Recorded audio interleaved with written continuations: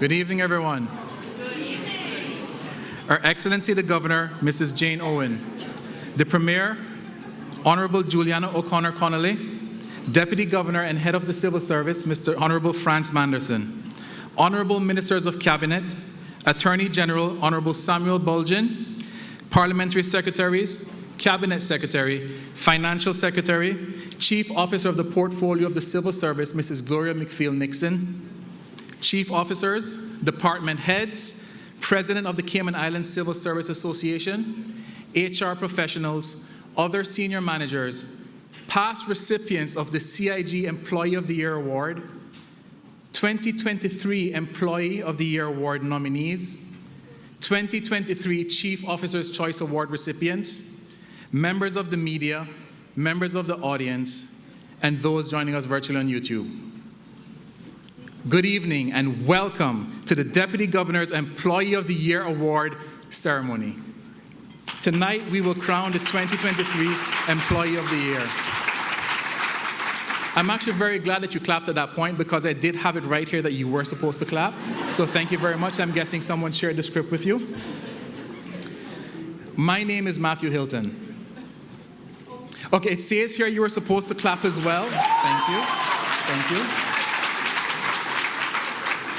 My name is Matthew Hilton. I'm the Deputy Chief Advisor in the Office of the Deputy Governor.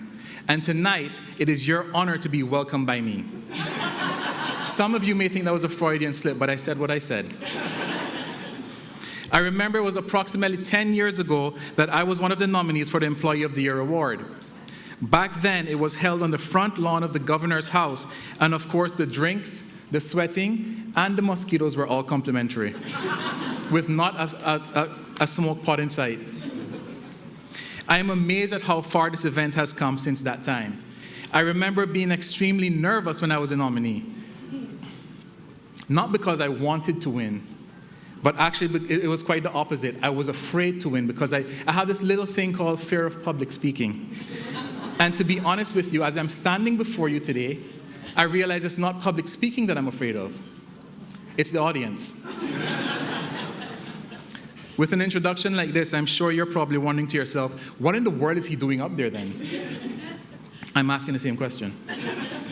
But to be honest, my fear of saying no to Lauren Knight is far greater than my fear of public speaking.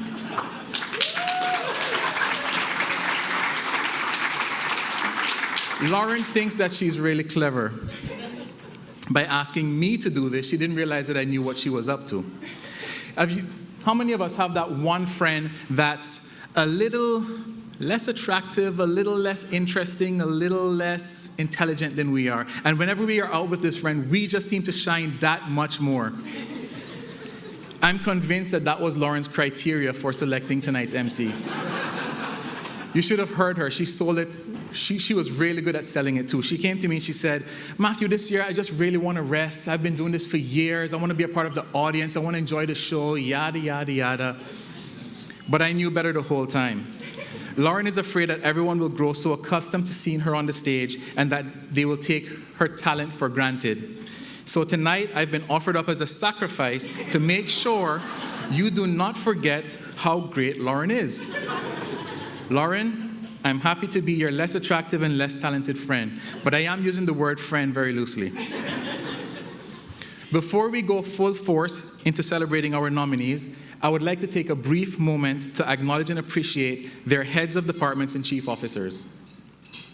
We want to thank these leaders for having recognized their employees' hard work, for putting their names forward and having a desire to ensure that their commitment, dedication, and talents are acknowledged across the entire civil service, especially those leaders who have nominated multiple people throughout the year.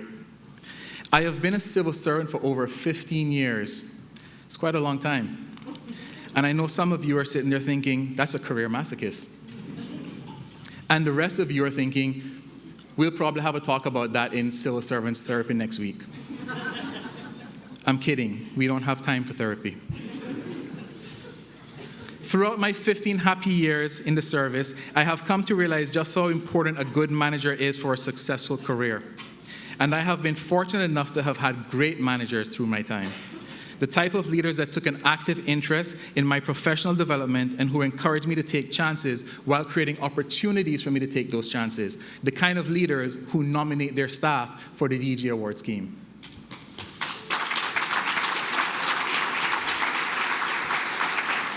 I don't have here that you were supposed to clap, but I welcome it. I like this. We're working together. My current boss is no exception to this. Some of you may know her as Miss Mary, but in the office, we know her as, yes, ma'am. It's actually very intimidating to work for, yes. It's actually very intimidating to work for Miss Mary, is what I meant to say. And not for the reasons that you may be thinking. Okay, maybe for some of the reasons that you may be thinking, but right now I'm referring to her level of intelligence. Miss Mary is a very intelligent and wise person, and not to mention her keen fashion sense. Those of you who know, know. Those of you who don't, I'm sure you will see it tonight. But I do have to be honest tonight. There are a few times that I did question Miss Mary's intelligence. The first time was when she hired me.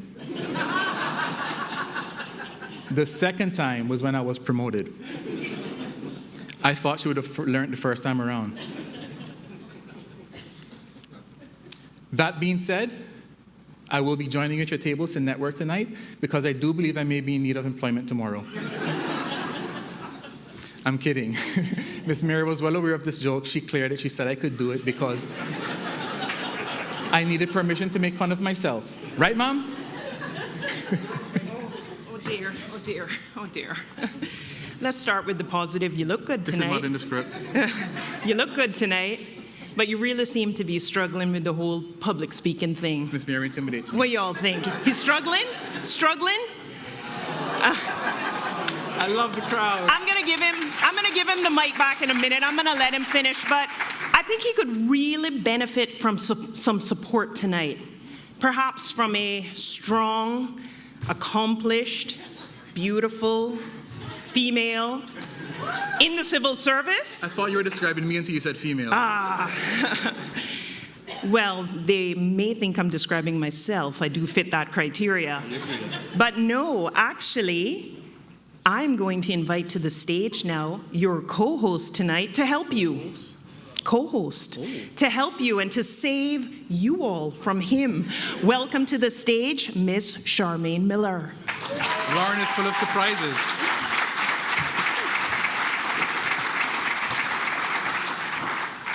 It's lovely to be out here.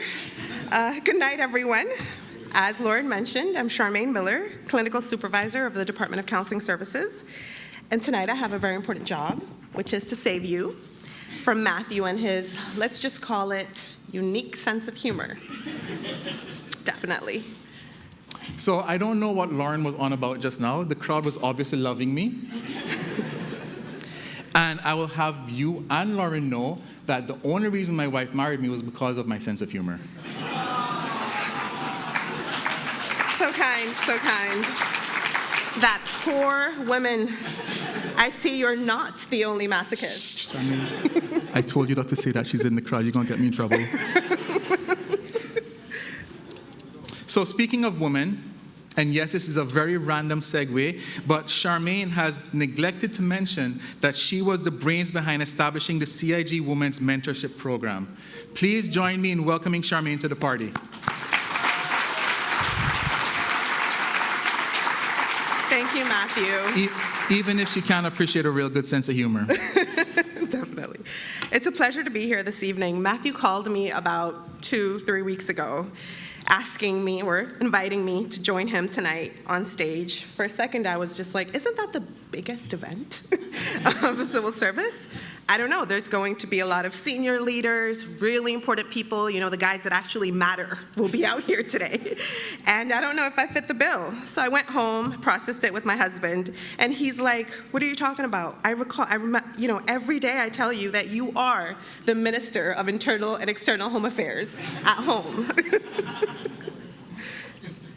So tonight, I have, aside from my important job in saving you from Matthew's corny sense of humor, I will also ask you to help me out. Every time I say, you you guys are going to help me by taking a little sip of wine. And hopefully, throughout the night, our sense of humor and Matthew's and I's public speaking skills get a little bit better. I think I might need a bigger glass. In fact, can someone just bring me a whole bottle, please? Whatever, Matthew. I know everyone is eager to get started with the show today, but before we do, I want to tell you all to please put your phones on silent so that there are no unwanted interruptions throughout the evening.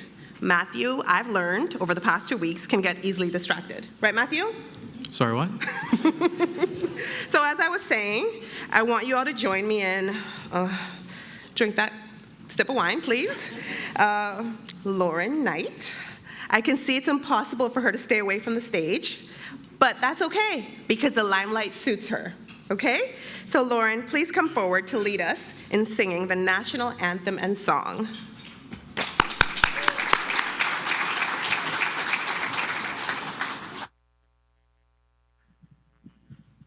Please stand.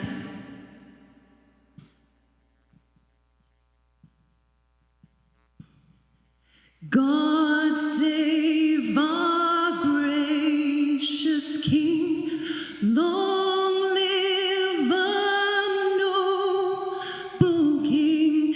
God save the King, send him victorious, happy and glorious, long to reign over us. God save the King.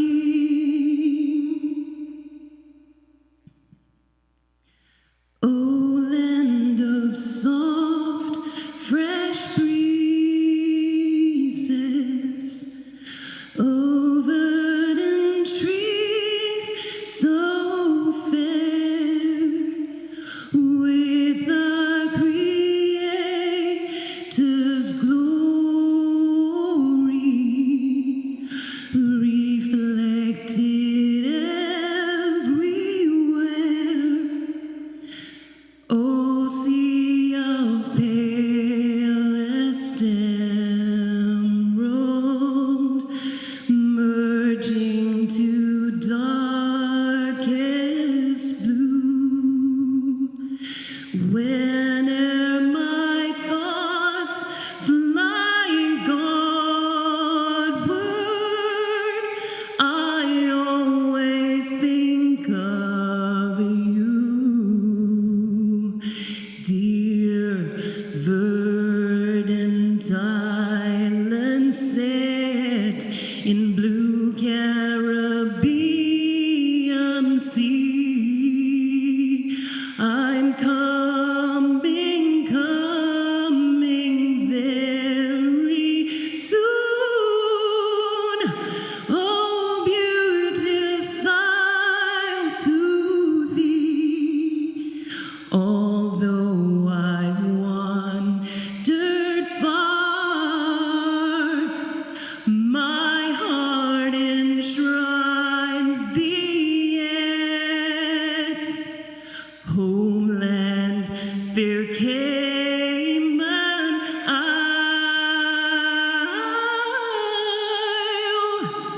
I cannot thee forget.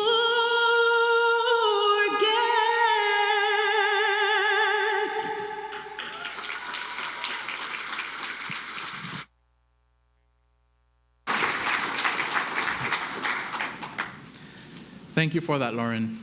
And all jokes aside, I do admit that that was very moving, and I'm very impressed with the extent of your talents. In fact, I'm left wondering, is there anything that you don't actually do, Lauren? I mean, besides the obvious staying away from the stage and appreciating a good sense of humor, but other than that, what do you not do? Just in case no one noticed, Lauren was singing Miss Nina Orritt's rendition of the national song. Miss Nina, also known as Cayman Songbird, is Miss Sarah Orritt's sister. If that name doesn't mean something to you, it will very soon.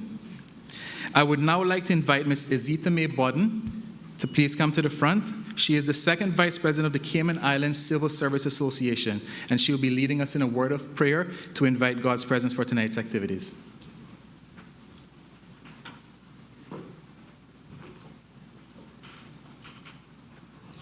Good evening. Let us pray.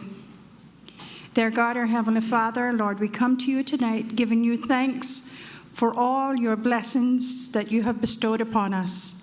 Lord, we thank you for civil servants in the Cayman Islands and around the world. Lord, we thank you for efforts in aiming to have the Cayman Islands Civil Service as world class. Lord, we thank you for the Deputy Governor and his initiative of having the Employee of the Year and the month. Lord, we know that we are hardworking. Let us always be inspired to do our best to make the lives of others better. Lord, we thank you, and as we proceed through this evening, we ask for your blessings upon this ceremony, and may we all leave feeling refreshed that we are Cayman Islands civil servants. In Jesus' precious name, amen. Thank you for that, Mrs. Ithame. Since his appointment in 2012, the Deputy Governor had a vision for the civil service. That vision was to create a world-class civil service that the entire country could be proud of. As a part of that vision was to ensure that every civil servant felt noticed, felt heard, and felt that their hard work was being acknowledged and appreciated. It was this vision that led to the creation of the Deputy Governor's Award Scheme. The purpose of the program is to recognize high-performing civil servants who deliver exceptional outcomes within their entities and for the entire civil service. It is designed to inspire other civil servants to also strive to provide excellence in the delivery of our work. Each month, a number of civil servants are nominated for the Chief Officer's Choice Award. From those, one is chosen to be the Employee of the Month. They are selected based on their stellar performance in delivering against the CIG 5 strategic goals, which are to deliver an outstanding customer experience, develop exceptional leadership, pursue excellence in talent development, foster effective communication, and demonstrate excellence in governance practices. From the 12 Employees of the Month award recipients, one is selected as the Employee of the Year. So far, we have a total of 12 civil servants who hold the prestigious title Employee of the Year.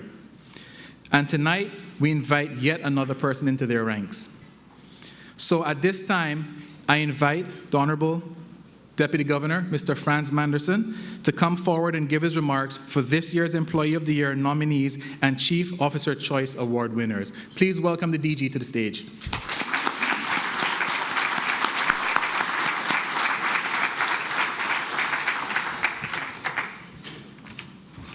Good evening, everyone. It is a really great pleasure to be here. Every time I think, Lauren can't exceed expectations, she does. Lauren, where are you? Where's Lauren? There you go. That said it all, didn't it? Yes. Lauren, that was an amazing rendition of our national anthem and national song. Very touching. Thank you. I want to recognize our governor, who is here with us. If you remember, a year ago almost, we had this event, and it was one of the first events that our governor attended. And I said to you then that during that brief period, the governor and I had established an excellent working relationship. So I can tell you today that a year later, our relationship has gotten even stronger. Governor, thank you for all that you do for me and for our civil servants. She cares about you. She works hard for you and the people of the Cayman Islands. Let us give our governor a round of applause.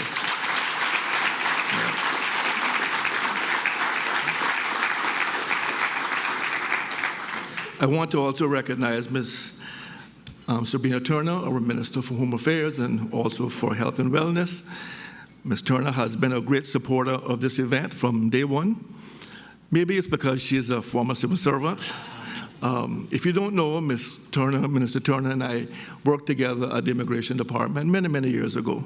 And we had a wonderful time working together, and it's a great pleasure working with her now as a minister and supporting her.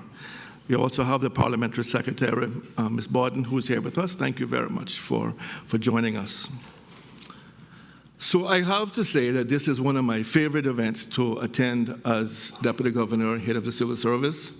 I get to see civil servants in action, get to recognize those who have exceeded our expectations, those who have worked extremely hard to make lives better.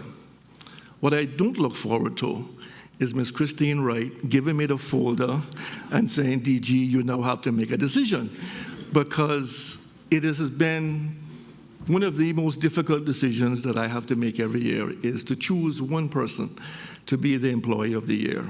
And as the evening progresses, you're going to see why it was such a difficult decision for me, because I can tell you without reservation, all 12 of our nominees are world-class civil servants.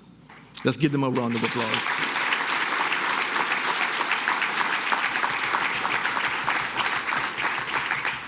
Each one of those persons, unique individuals, and I'm so happy to see that they come from a cross-section of our civil service. We have our head of department, Mr. Dixon. I think he's the first head of department to be here in this capacity. We have persons who protect our environment. We have persons in finance, persons in legal, persons who work behind the scenes and not get noticed every day, but they got noticed by their supervisors for the work that they do.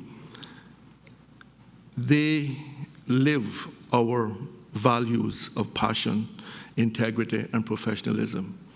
They live it every day, and they are role models for all of us. It demonstrates to me that our vision of being a world-class civil service is the correct vision, and it's because of our people, our civil servants who work hard every day.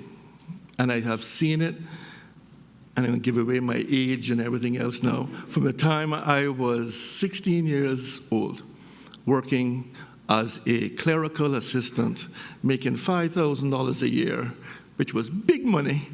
I have, from then on, 42 years later, I have seen it in good times and in stressful times, in times of crisis.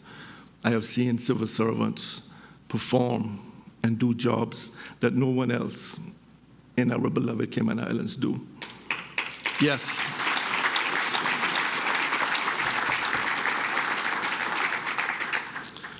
I want to share with you some stats that I have been looking at over the last few days. So people, you would have known that our population has skyrocketed 90% in the last 20 years. Our civil service has grown by 46% during that time.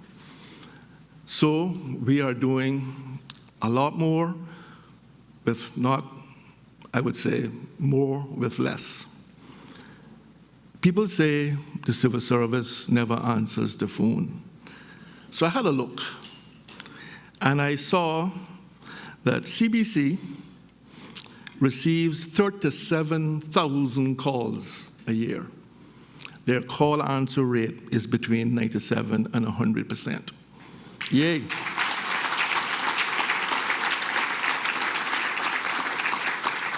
Our team at work, where's work?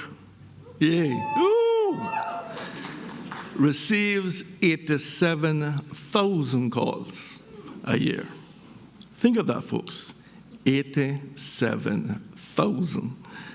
And their answer rate is 91%. Yay.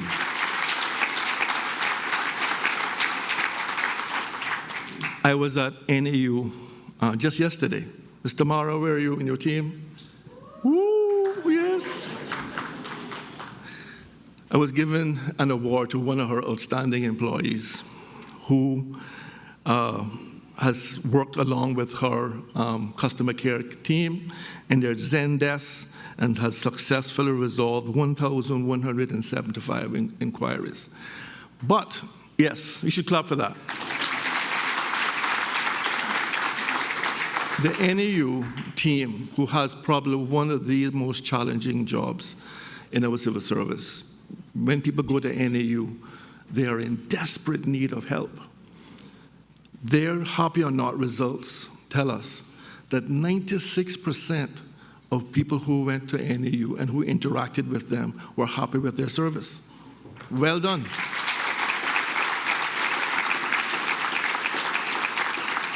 People say that whether you feel safe in Cayman. I do. The police reported yesterday that serious crime in our country has decreased by 29%. 29%. In 2016, there were 507 burglaries. In 2023, there were 184, a decrease of 63%. RCIP, what's happening with our young people? In 2015, there were 63 juveniles who went to court. In 2022, there was 53, 10 less. And that's with our population skyrocketing. But we're managing to put in place intervention programs that help our young people and keep them on a straight and narrow. DCFS, education, all the persons that work with our young people, thank you very much for all that you do. So those are just a few stats. But I will go on to say, we know that if we take care of our staff, they will take care of our customers. So our annual engagement survey tell us that 73% of our civil servants feel engaged and motivated to come to work. 88% are proud to be a civil servant. I am. But do you understand why we are now proud? If you think of all the things that we have achieved. Our happy or not results that are across our civil service. I looked at the stats 20 minutes before I came here. It said that 1,255,241 persons have pressed those buttons with a happy rating of 93%. Yeah. I started in the civil service as an intern. And our internship program is very near and dear to my heart. Last year, we had 92 young people in our civil service. This year, I'm sure we'll have even more. We want to make sure that our Caymanians who are coming back from school have an opportunity to be civil servants if they want to. We have 19 persons who have gone through our Second Chances program. This is 19 persons who could not get a job because they had a conviction. We have taken them into our civil service, and we have had a 99% success rate. That's something to be proud of.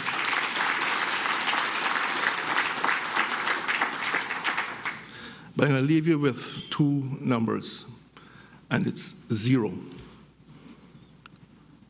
0 is the number of young men that is in Bonaventure at the moment. None. None. Do you remember the days when Bonaventure was full? 0. That those things don't happen by accident. The number of government schools rated weak, 0. 0. Ms. Monteith, team in education, be proud. So folks, you understand why I'm proud to be head of the civil service, why I'm proud of you. Because you have delivered. It tells us that we are well on our journey to being a world-class civil service. We have more work to be done, but I have no doubt we will get there. And we will get there because of you. Minister Turner and I and some rest of the chief officers in Home Affairs was at the police graduation earlier, and we had a fireman, sorry. What did I say, police? Firemen. we saw a number of young Cayman men graduate from the fire service, and they are now going from recruits to firemen. And they have a prayer that they pray. Minister Turner referenced it in her speech. I want to just read the last few lines. I want to fill my calling and to give the best in me, to guard my every neighbor and protect property. And if according to your will, I have to lose my life, please bless with your protecting hand my children and my wife. So these are persons that are going to work every day, praying that they don't lose their life. That is a tremendous burden to carry. Yet these young men and the people in our emergency services, they get up every day and they go to work because they care about you and the people of the Cayman Islands. This is things that we should be proud about. We should never take these things for granted. That's why I'm a proud deputy governor. Yay.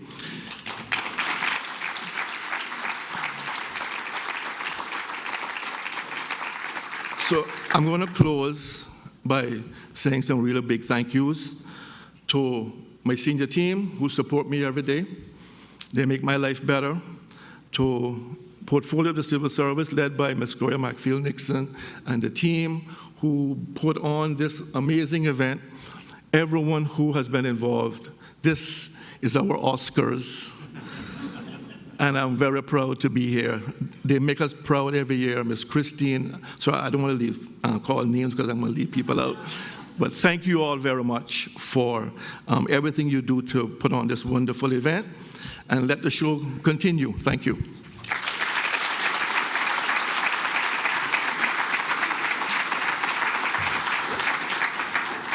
Thank you, DG, for those impactful words.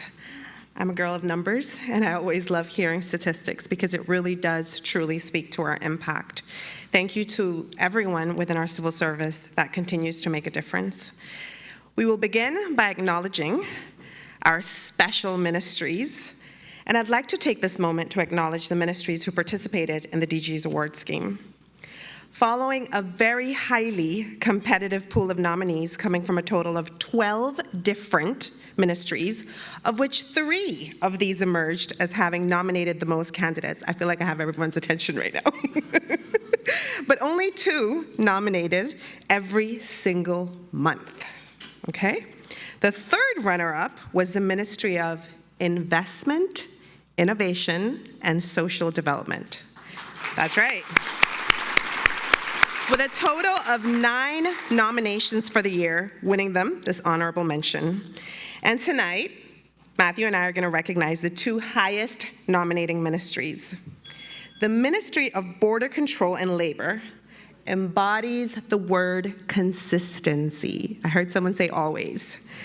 Okay? As they have demonstrated commitment in acknowledging their employees throughout the Deputy Governor's Award Scheme. Fun fact.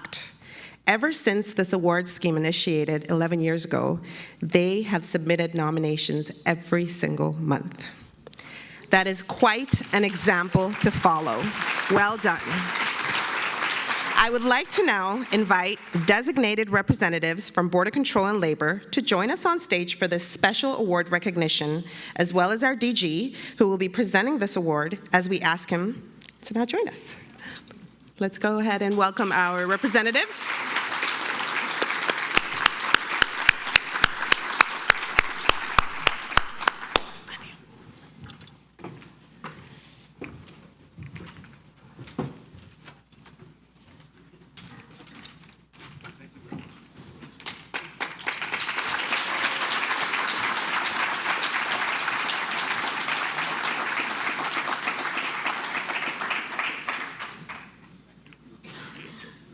Congratulations.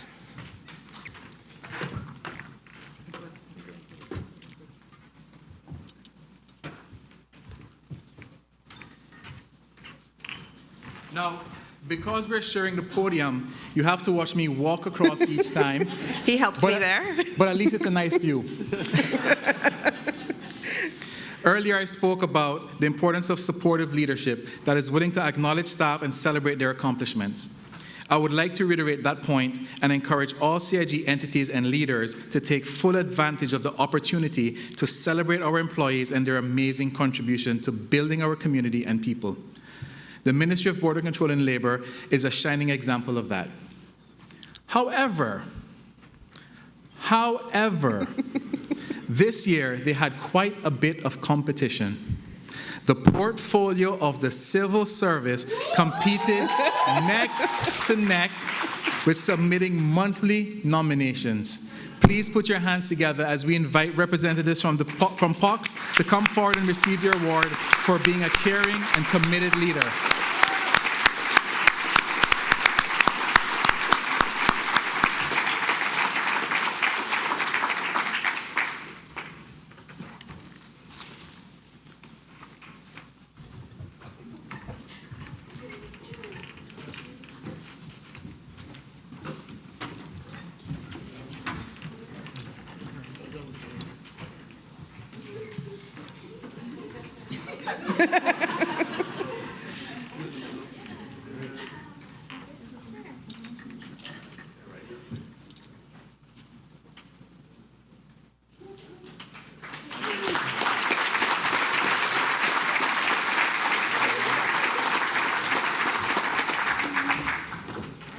Wonderful. Congratulations to both ministries.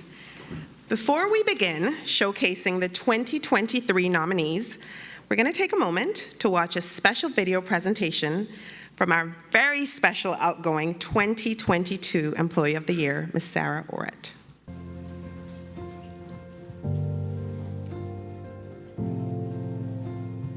The moment they announced that I was Employee of the Year, it was shock, it was disbelief, and excitement all in one.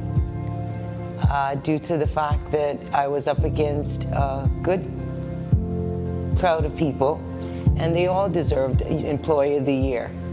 So to speak, I was feeling very jovial. So far, since I got Employee of the Year, I have been invited by several of our nonprofit charitable organizations to participate in certain things that they have going on in fundraising, etc. I did some work with the Sunrise, which of course is one of my favorite charities to work with, and also to run for when it comes to raising money. I also got to do things for the hospice care, which is another favorite charity of mine. And pretty soon, coming up again this year, is the Honorable Deputy Governor's run. So I have all intentions of being on the starting line, and I will be burning rubber. The advice that I'd like to give the civil service is that our motto is making lives better, which means that sometimes you have to go out of your way. You have to remember empathy, and always remember that the customer is the ones that are coming here for our help. So we are the only people that they have to come to. And at any given moment, you might have a happy person, you may have a very angry person. But the most important thing is that you handle it with grace, patience, kindness, and understanding of the problem that they're dealing with. I think it's very important to recognize the support staff for the government. When we recognize the hard work and achievements that persons have made within government, it gives us the motivation and the drive to do more. They are the support staff. They're the ones that make things happen in government. I'm one of those people that I didn't need an award. All I needed was the reception area, because I love to talk and I love to let people know that right now I'm here to assist them and help them. Words of encouragement for the new employees of the month, the Chief Officer's Choice of the month, and the Deputy Governor's Choice of the month. I can only say to you that keep going, keep doing the right thing, keep making lives better. I'd like to thank my ministry and my chief officer, Mr. Eric Bush, my DCO, which is the deputy chief officer, Ms. Andrea Famoa, my team in facilities management, the entire staff in the Cayman Islands government, especially the GAB building. It was a very supportive year for me, and I needed that. And we all need that support, and I'm so glad that I'm a part of a family of employees and people that care, love, and understand not only their customers, but they also understand their co-workers and their staff. Please stand, Miss Sarah. I would like to give a heartfelt thank you to Ms. Sarah for consistently impressing us with your dedication to delivering outstanding customer service. And I have to say this, your contagious positive spirit, which just lightens up the room. You are truly an asset to our civil service. Please join me in giving her another strong round of applause.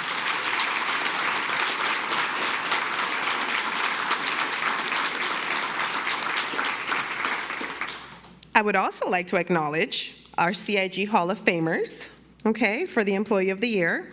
Please stand as your name is called, and you will be called in order of the year you received your award. Nicholas McLean, Dennis Tatum, Gidget Powell, Philbert McFarlane, Aubrey Bodden, and Tristica Ebanks. The late Mr. Levi Allen, who is represented by his wife, Ms. Tatiana Allen. Lisa Welcome.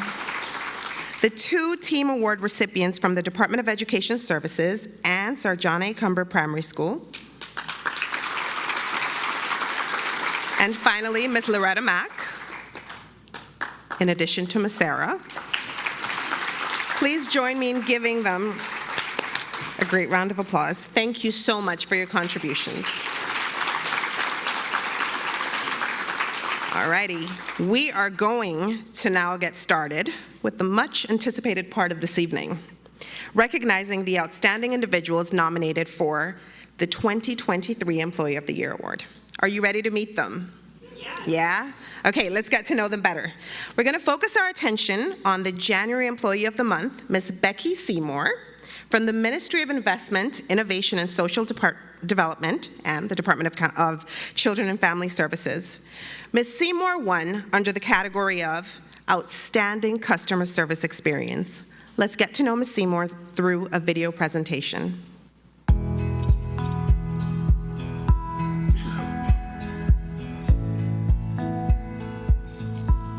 My name is Becky Seymour Hay. I'm the Executive Officer at the Department of Children and Family Services. I was overjoyed. Words could not express how I felt. I mean, this recognition bestowed upon me by the Deputy Governor was just a testament to my hard work, the dedication that I put in.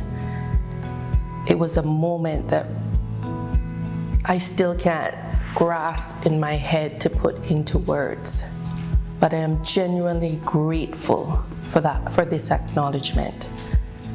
My journey was not without challenges, but with patience and perseverance, my efforts were rewarded, and for this, I am thankful. One of the aspects I cherish the most in my civil service career is the opportunity for personal growth and learning. The versatility of the roles that I've taken on has allowed me to constantly challenge myself and to expand in my skills. Every day that I wake, I give the Lord thanks for allowing me to see yet another day. My inspiration derives from my work ethics, which has always been to do everything to the best of my ability. For a young person considering a profession in the Cayman Islands government, the challenges are many, but the opportunities within the Cayman Islands government are as vast as the horizon. It's a profession that offers diverse roles and responsibilities, each with its own unique challenges and rewards. It is critical to remember that this phase is temporary during challenging moments.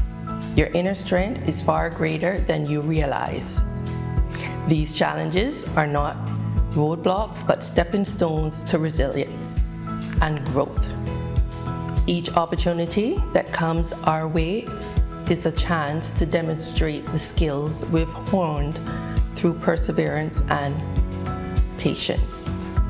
Yes, I would like to thank Chief Officer Teresa Injaniki for first bringing me on board into CIG government, assisting HR. And without this, I would not have been given the opportunities to showcase my skills and talent, which have led me to the position in which I am today. I would also like to acknowledge the Director, Paulinda Mendoza-William. Thank you. Also, Chief Officer Tamara Ebanks, for being a listening ear for me. Again, I say thank you. For Miss Gretel, thank you so much. And to the best manager ever, Davin Barrett, take my hats off to you. Thank you. To my colleagues and friends, thank you. And most of all, to my husband, Stephen Hay, I love you with all my heart. Thank you for always being a supportive husband and a father figure to my family. Thank you all.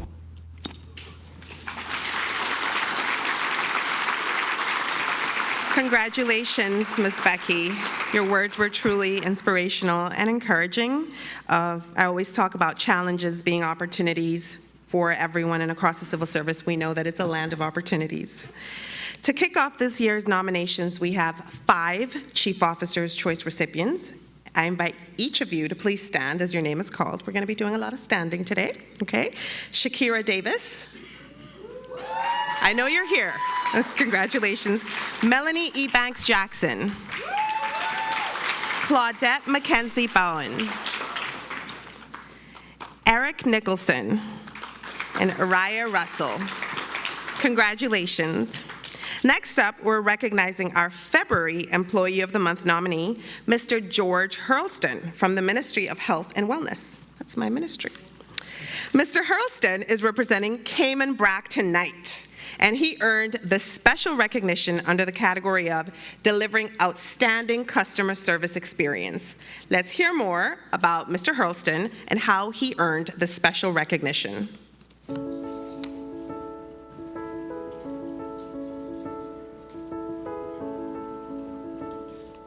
I have been a civil servant for 40 years. Well, to be quite frank, I was in total shock, disbelief, when the governor announced that I was the 2023 February Governor's Award winner. It just gave me this honorable feeling. I was overwhelmed. I just can't as much as thank those who nominated me and all of my colleagues, especially my teammates, because with them I wouldn't deserve it. And it's been a long journey, gained a lot of experience. Really, my mom, that really inspired me throughout my career. Throughout my tenure with the Cayman Islands government, I actually worked in 2 different fields. Was in fire, and then I moved on to DEH. And I had some challenging moments where I, had some risk factors involved and stuff.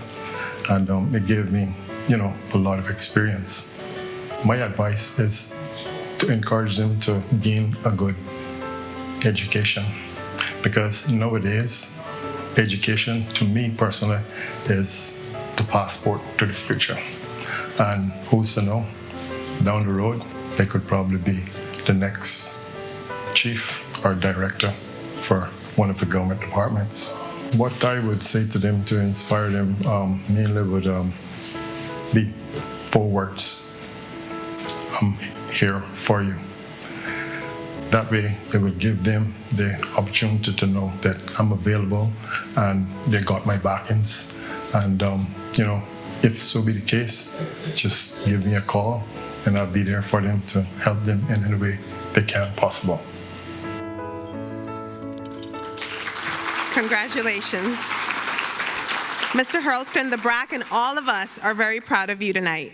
The Chief Officer awardees for the month of February included 5 other nominees, and I invite you to stand as your name is called.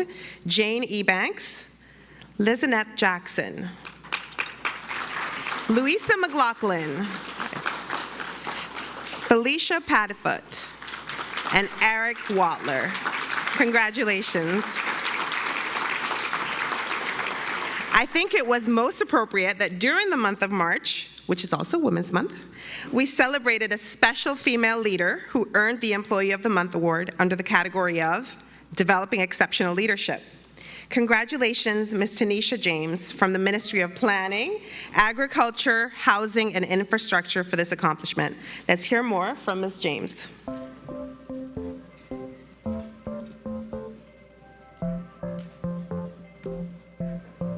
My name is Tanisha James. I am the Acting Senior Manager for Human Capital Development, and I'm also the HR and Development Manager for the Public Works Department. When the Deputy Governor announced that I was an Employee of the Month for March 2023, I was overcome and overwhelmed with emotion, and not just because I was in a room with my peers staring at me and I'm a natural introvert and I was overwhelmed, but it was more because I was overwhelmed with a sense of pride. And I felt truly honored to have even been considered out of the outstanding pool of civil servants that we have. So we were actually in our lunchroom at my department, and I just had a bunch of my peers gathered around me. And it's a bit funny because usually I'm the one that's planning these events, and I was completely left out of the loop as to why our ministry was even arriving. So I'm standing there, and it was just a genuine shock. So when I think about what I'm most proud of in my career as a civil servant to date, it's not just one moment that stands out. You know, I think about the entirety of my service to date, and I really focus in on those moments where I was able to support, my colleagues, the public, because in my roles over the years, it's just been focused on supporting individuals, supporting my organization. So when I really think about how I was able to make such a positive impact on all of those individuals, that's what stands out the most to me. So what inspires me to give the best in my job is considering those persons that I'm going to make an impact on their life, and just how I'm going to be able to make their lives better. When I think about what I would say to a young person who's considering my profession at the Public Works Department, which is HR and development, is I want to honestly say it's not going to be easy. It's going to come with a lot of challenges. But in this profession, you'll be able to develop a lot of skills and knowledge that's easily transferable to any other profession as a foundation. And it's also going to be very rewarding and fulfilling, once again, because you're going to be able to make an impact on the individuals that you're going to have interactions with, whether you're helping someone secure their first job or helping them to reach the highest ranks in their department. And even sometimes it just boils down to being able to make someone make ends meet. What I would tell colleagues who are experiencing challenging moments is that you're not alone in that process, and being able to seek help is not going to be viewed as a weakness. It's those challenging moments that in our life help us to define our future and, propel us into growth. And it's never an option to just give up. Life is worth it, and those challenges will make things better in the end. I would also like to say a big thank you to my department and my ministry.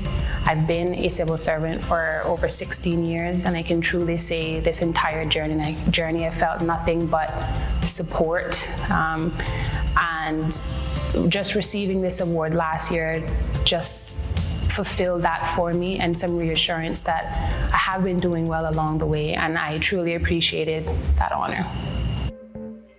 Congratulations, Tanisha. The Chief Officer awardees for the month of February included 5 nominees, and I invite you to stand as your names are called. Stacey Ann Anderson, Tricia Bodden, Shamar Harding, and Justin Hislop. Congratulations, awardees.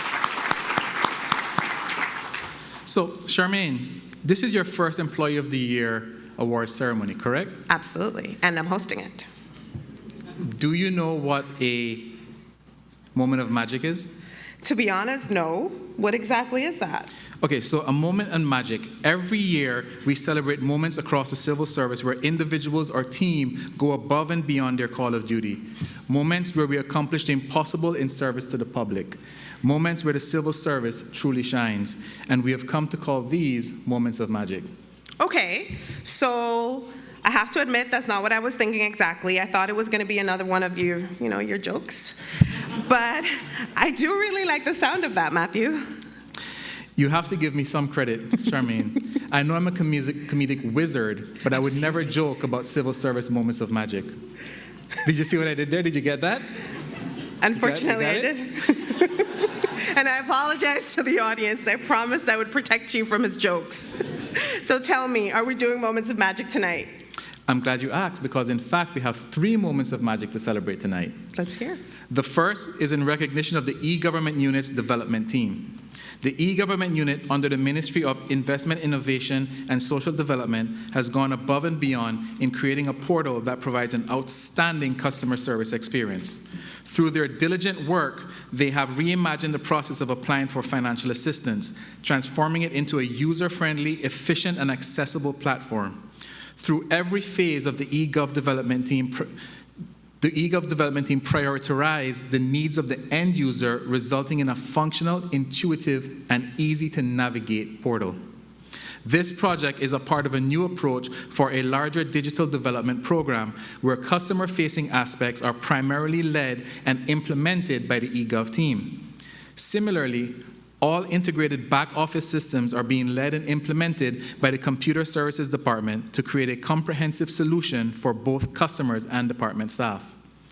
As such, this program has incorporated extensive collaboration between the Needs Assessment Unit, Computer Services Department, the Ministry's Policy and Business Analysis team, and the eGov team.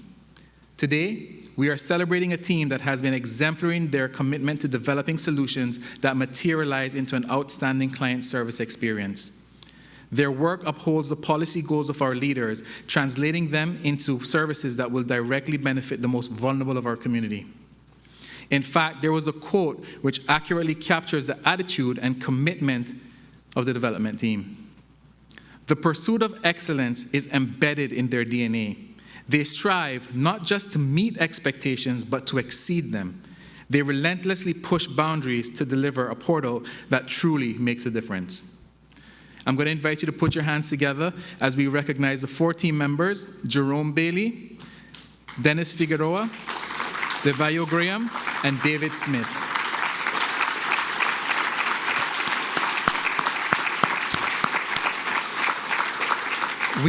We invite the designated representatives from the e-government unit and the ministry staff to come forward to collect your award for this moment of magic. We also invite the Deputy Governor, who will be presenting the award. The Deputy Premier and Minister, the Honorable Andre Ebanks, sent his apologies. He was not able to be here today, but he did express his pride in the team and their accomplishment. While they're making their way to the front, put your hands together to receive them, please.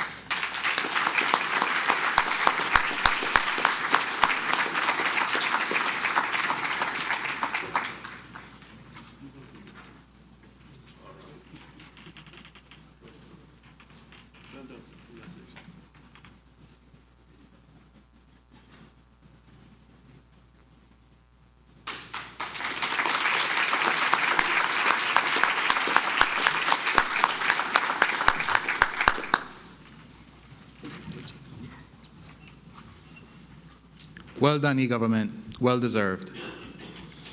Our Employee of the Month for April won this award for delivering an outstanding customer service. She is the financial administrator in the portfolio of the civil service. Please Please put your hands together for Janae Rambaran. And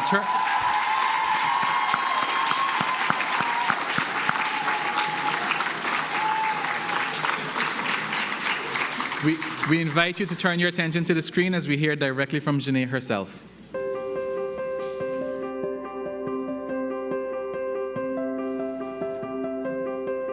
My name is Janae Rambaran, and I am a financial administrator in the portfolio of the Civil Service. Well, my month was for April 2023, and to say the least, I felt elated, surprised, excited, honored, all of those great adjectives you could use. But when Miss Gloria, my chief officer, was presenting, she did not give the name until the end. So she was given the characteristics of the person. And I started looking around the room like, all right, this person sounds like they deserve it. And then she said my name, so then I bursted out into tears. So it was definitely a delightful surprise. Well, there's two things that come to mind when I think of what I'm most proud of.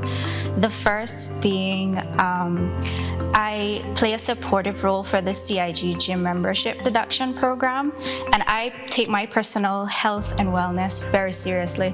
So to be able to assist this initiative for the government to enable other civil servants to also put their health and well-being first, it's really been such a rewarding experience.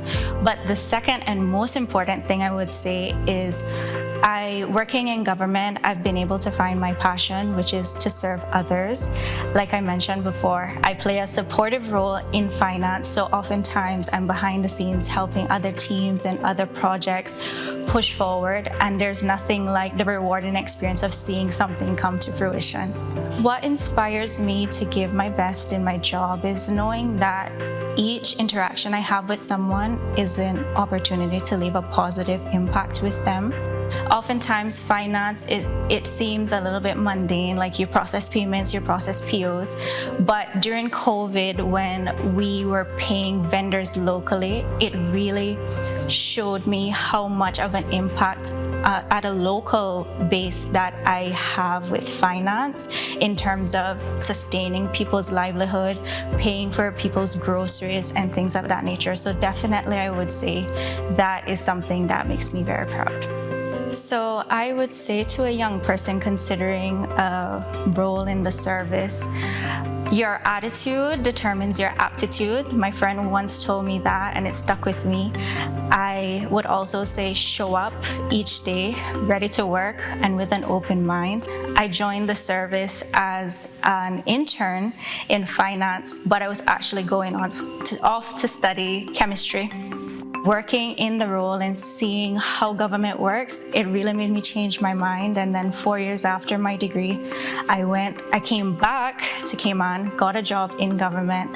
I got promoted 2 years later, and I got the Employee of the Month recognition a year after that, and also had the opportunity to act as Deputy Chief Financial Officer. So I say all that to say that 9 years ago, I never thought I would be sitting here in a finance capacity. So definitely keep an open mind and just show up. Just remember what our purpose as a collective is, and it's to make the lives we serve better. Sometimes that really is hard to put into practice when you're dealing with difficult people, but definitely just remember that the work that we're doing is beyond ourselves, and it's to make the lives that we serve better.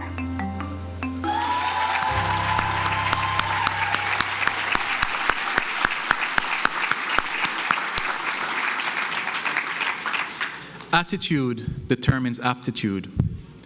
Having personally interacted with Janae, I can confirm that she lives by these words. It's demonstrated in her professionalism and her excellent customer service and her patience with dealing with me. Janae is an accountant that everyone can count on. I'm sorry. I have to apologize for that one. And Charmaine, you weren't here to save them. You're not doing your job. Well done, Janae. Well done. During April, there were 2 others who received the Chief Officer's Choice Award. I invite you to please stand as your names are called. Miriam Fredericks and Dempson Watler.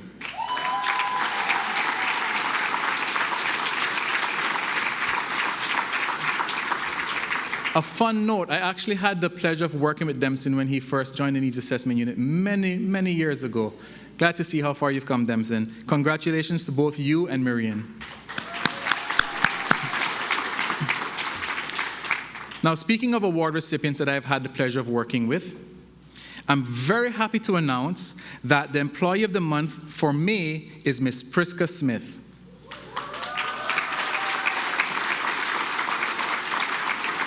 Priska is currently a Senior Administrative Officer in the Office of the Deputy Governor, and she was an administrative assistant when she received the award, which she won for delivering an outstanding customer service.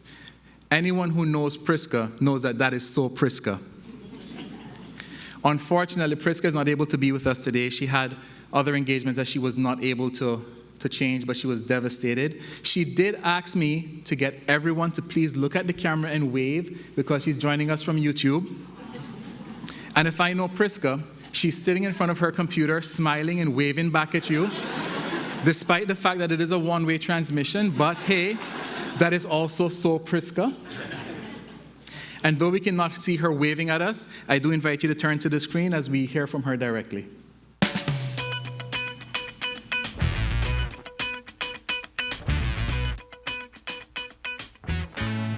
Priska Smith, Senior Administration Officer. A few words: astonished, thankful, and appreciated. I was not aware that I was going to be the Employee of the Month. Initially, I was told that we were going to attend a hurricane preparedness meeting, which, of course, I helped to try plan. Every time I asked, what do I need to do? What can I do to help? The response was, don't worry, everything is being taken care of. Until we got to the meeting, I still did not know what was happening until the Deputy Governor said, we're here to award Ms. Priska Smith for Employee of the Month, May 2023. I'm so proud of my journey thus far in the civil service. I started off with the facilities management team, then moved on to the travel Cayman team, and now I'm with Team ODG. I have been awarded opportunities such as overseas trainings, mentorship, and promotions. Ultimately, I'm proud of being a civil servant and being awarded the opportunity to be a civil servant. What inspires me to do the best in my job is that feeling of satisfaction I get when I complete a task, when I am able to assist both our internal and external clients. But overall, it's my team. To be a part of a team that operates more like a family makes it so much more worthwhile. For a young person who's interested in joining the civil service, I would say just make the decision and go with it. There's so many opportunities that will be presented to you, so many different areas that you can work in. Our Deputy Governor has made it a priority for us to be a world-class civil service, and we're well on the way there. If you know that you have a strong work ethic, you won't be disappointed. What I would say to my colleagues who are experiencing challenges are that you're going to find challenges everywhere, every aspect of your life. You just have to stay positive, stay focused, and keep moving forward to find a solution that works. Thank you so much for this opportunity. I would recommend everyone to just keep putting your best foot forward. No hard work goes unnoticed.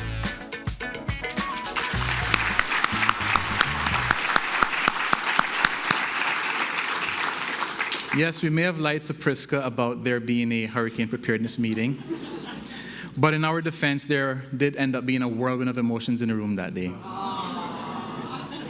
Well done, Priska. On a side note, did everyone see the extremely handsome man in the video?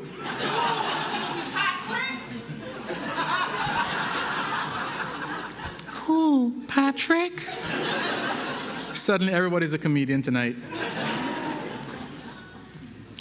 I invite the following Chief Officer Choice Award recipients for the month of May to please stand as your names are called. Delaney Augustine.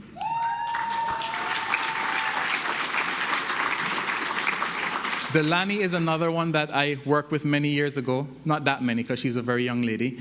But she joined us as an intern, and now she's a full financial assistance officer. Well done, Delaney. Manager, I'm out of tune. Well done. Charles Bess.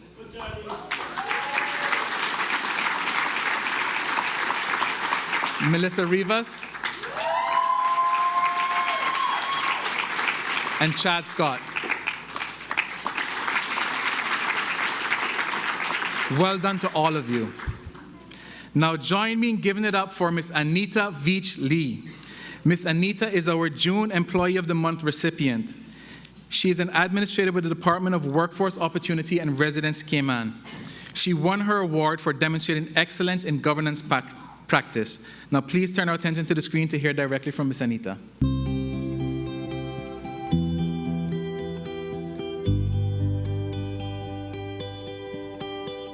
My name is Anita Veach Lee, and I am an administrator with work. I was truly honored and humbled to have been selected the Employee of the Month of June. This recognition means a great deal to me, and I want to express my sincere gratitude to my colleagues, the ministry, and the Deputy Governor for this acknowledgement. Being recognized amongst my peers who are equally devoted to their roles fills me with pride. This recognition is not just an achievement, but a reflection of the collaborative spirit that thrives within work. Being a civil servant in itself is a profound honor, as the very nature of the role is rooted in the commitment to serve the public and to contribute to the betterment of the island. I have been a civil servant for 26 years, and I am proud of that achievement, as my various roles within the service demanded a high level of professionalism and ethics, but this has also offered me the satisfaction in knowing that my work has a direct impact on the community as a whole. If I had to pick one aspect of my career that I'm proud of, it would be my contribution to significantly reducing the processing time of pending permanent residency applications, which directly supports the Deputy Governor's vision of being world-class. The opportunity to make a meaningful impact and a sense of achievement that comes from tackling challenges and reaching goals. Knowing that my work contributes to the greater good motivates me daily. Also, the support and collaboration of the work team inspires me to give 100% at everything I do. I would say embrace the opportunity to make a difference. This profession is not just a job, but a calling to serve and to contribute to the well-being of our community. Specifically with my role as an administrator at work, we must act honestly, impartially, and fairly when making decisions on work permits and residency application, as these decisions are important to the success of the Cayman Islands with respect to the economy and protecting our borders. I would also advise that you will face challenges, but the rewards come in knowing that your work has a profound impact on people's lives. Every time I face a challenge at work, I instantly remember a quote by Nelson Mandela. It always seems impossible until it's done. With that in mind, I would say take a breath. You're not alone, and that I too have experienced challenging times. I would offer a listening ear, let them know that they are doing a great job and that I'm here to support them because as a team, we leave no one behind. So I'd like to thank my manager, Saskia Dunkley, for this wonderful nomination.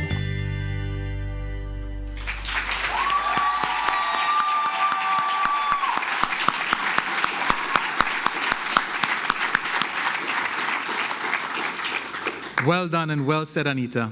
We're proud of your accomplishments. In June, there were 4 other persons who won the Chief Officer's Choice Award.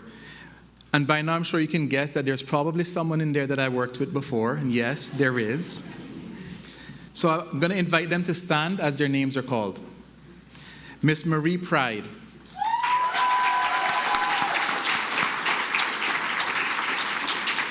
Miss Joan Scott Henry.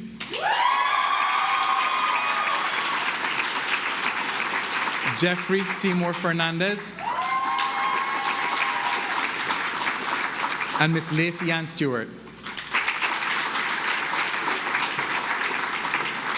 Congratulations. Now, before I go on, I do have to say, Patrick, no offense, Patrick, I can see why they would have made that mistake. I see it. And I think if we're learning anything tonight about the awards ceremony, it's that working with or having previously worked with me is an essential part of the formula to make you a strong candidate for one of these awards. What do you think, Charmaine? Do I bring people luck?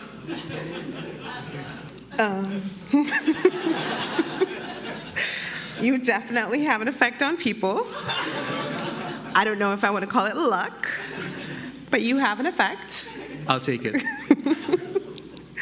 At this time, I'd like us to recognize a second Moment of Magic winner. This team aims to empower people to achieve optimal well-being through the development of strategic policies, innovative programs, and proactive services. Their work will impact every single one of us here today, our families, and the wider community. I myself am definitely intrigued by this team's current research undertaking because their work will help inform the current status, the health status of our country in regards to the non-communicable diseases. Most fascinating is that the information gathered will be used by the public health team to guide intervention and prevention efforts, policy development, and our favorite words, future funding decisions. The team behind the magic developed the STEPS survey. The Chief Medical Officer, Dr. Nick Gent, stressed the value of this project and stated, Matthew, there are some important numbers here. It took over 10 months of planning, 13 weeks in the field, 37 enumerators, 24 nurses, 5 supervisors, as well as multiple partnerships, which consisted of the Economics and Statistics Office, HSA, Red Cross, the RCIPS, the District Admin Office in Cayman Brac, and even the Public Library Services, all of which was coordinated, most importantly, by a team of 4 in the ministry with multiple other projects and demands on their time. There's a saying that behind every great achievement lies a great team. What do you Actually, think? Charmaine, I would challenge to say behind every great achievement stands a great team. If they were lying around, I don't think they would be successful.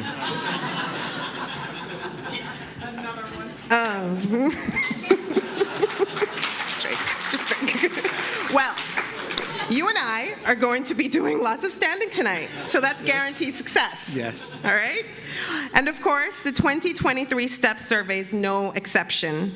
The 4 team members specifically recognized are Rachel Corbett, Carolina Fajeda, Janet Flynn, and Miss Haley Miller. Let's welcome the incredible STEPS team to the stage, along with the minister, chief officer, and any other designated ministry representatives, as they are stepping up to the stage. Matthew, you see that? You see how you affected me right there? I love it.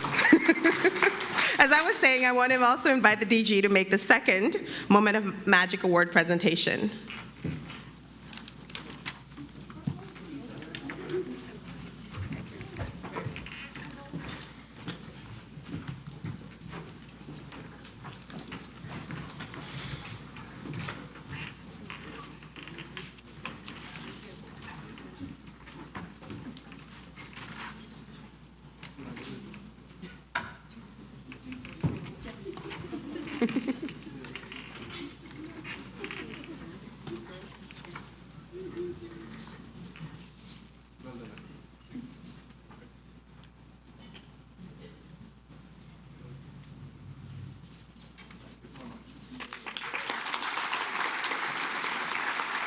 Congratulations.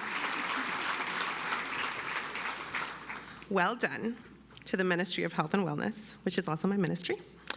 Continuing on, next up we have the Employee of the Month for July, Audrey Hill, from the Ministry of Border Control and Labor, who won under the category of delivering exceptional leadership. Unfortunately, Audrey's not able to join us tonight, but she did express her apologies and disappointment as she sent her thanks to everyone. Since she's not here, let's turn to the screens to learn a little bit more about Ms. Hill.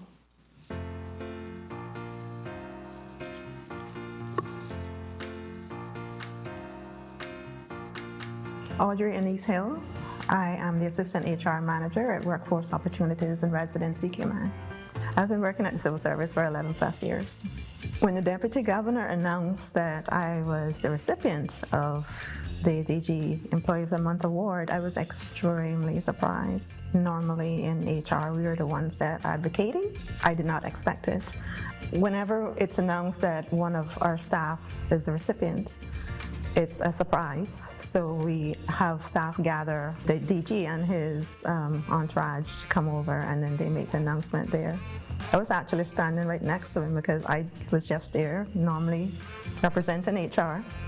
And then when he said, "You announced me as a recipient," then I was like very surprised. I am most proud of in my civil service career to be in a position to make a positive difference. As an HR manager, I can be very influential and have the opportunity to make the professional lives of our staff and their well-being better. We always look at our staff, or we say our staff are valuable assets, and we should treat them as such. And personally, I take a people-centered approach and the mindset that our people should come first. And that is the approach that I take in everything I do, and make sure that I can do my best on that basis. The advice I would give to a young person seeking a career in my profession would be, if you have a strong passion for human resources management, go for it. Just be committed and your authentic self in everything that you do that is HR related, and they will become successful. Colleagues that are having challenging moments, I would say embrace a challenge. In any profession, you will find challenges, but embracing it, finding a solution, as well as making sure that you find methods or mechanisms, coping mechanisms, to take care of your own psychological well-being is also key to dealing with those challenges. First, I would like to say thank you to the Deputy Governor for recognizing my contributions and being a committed civil servant. I do enjoy what I do. I feel I am an influential leader, and they have recognized me as such, and that is the path that I will continue, or the journey that I will continue while I'm in the civil service. Also, my director of work, my deputy director, who is head of HR, and my colleagues who are always supportive and making sure that I am supported in everything that I'm trying to do within WORC. Congratulations, Ms. Hill. Well done. Well done. During the month of July, there were 4 other persons who won the Chief Officer's Choice Award. Please stand as you hear your name called. Renita Barnes, Frank Millwood, Doris Pinedo, and Hannah Reed. Congratulations, awardees. Moving on to August. The August 2023 Employee of the Month winner is representing the stellar ministry, who's dominating, the Ministry of Border Control and Labor. Ms. Kyria Bodden is a financial administrator and was selected as the top Employee of the Month for pursuing excellence in talent development. Ladies and gentlemen, let's get to know our 8th nominee.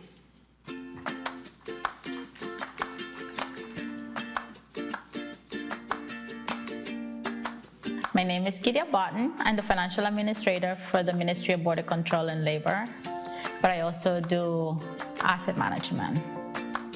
I have been working for the civil service for almost 28 years. When the Deputy Governor announced that I was Employee of the Month, I was shocked, like literally shocked. My mouth was open. And then I was surprised and then grateful to have my colleagues and supervisors, acknowledge all the hard work that I do and, selected me for this award. What am I most proud of in my career is being part of a team that works effectively to make a difference in people's lives and for the country as a whole. What inspires me to be my best? I would have to say my kids. I want to show them that I can make a difference, not just, with people, but also for my country. So yeah, they are my inspiration. I want to show them as a single parent, that one person can make a difference. What I would do for challenging moments, I will tell them to, think and remember that we are a team, that they don't have to face it by themselves, and then we can do things one step at a time until we can get it all, figure it out, and just keep moving forward. Make sure that it's something that you really love, because it's not always easy. Make sure that you want to make a difference, not just for yourself, your family, but your country also. The Ministry of Border Control and Labor, the whole unit, thank you for believing in me and giving me this opportunity.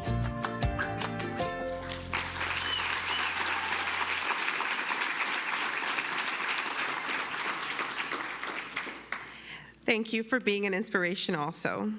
During the month of August, there were 3 other persons who won Chief Officer's Choice Award. Please stand as you hear your name called. Kara Coe, Micah Coleman, and Alexandra Terry. Congratulations, ladies. The September Employee of the Month is Miss Kim Chin.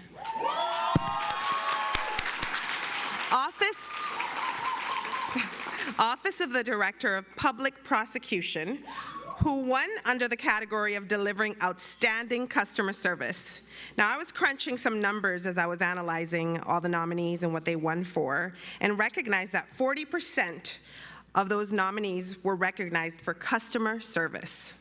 So our government values customer service significantly. Ladies and gentlemen, let's get to know Ms. Chin a little bit more through the short video presentation.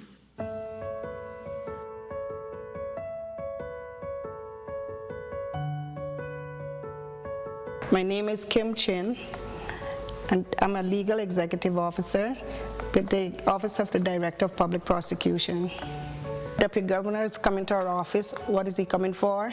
And I did not know what he was coming for. We all told to gather in the conference room, and that's when it was announced that I was the Employee of the Month for September 2023. I was surprised, but I was also honored to have been nominated and selected. I am most proud of being called a civil servant, be able to work for the government of the Cayman Islands, and be a part of the building of a world-class civil service in the Cayman Islands. I am inspired to give the best in my job, because I always believe that your best is always only enough for what you have to do. You look forward to being the best at what you do. At the end of the day, it gives me an achievement and feeling to know that I have done my job to the best of my ability. I would say to them that the job is challenging, but if you just have to be patient, remember always to ask questions. We are a team, and if we work together, we can always accomplish our goals and the goals of the department. A day in the office with me, from I get there, it's hectic until I leave. Every day is a new challenge. Every day you learn something new. But I enjoy what I do, and I'd like to pass on the knowledge that I have to the younger people that come into work, and I encourage them to always follow their dreams. I've been there the longest, and everybody looks to me for help, and anything they want, they're always calling for Miss Kim. And I feel honored to be able to help them to make their day run smoothly, and for their work to work like a well-oiled wheel.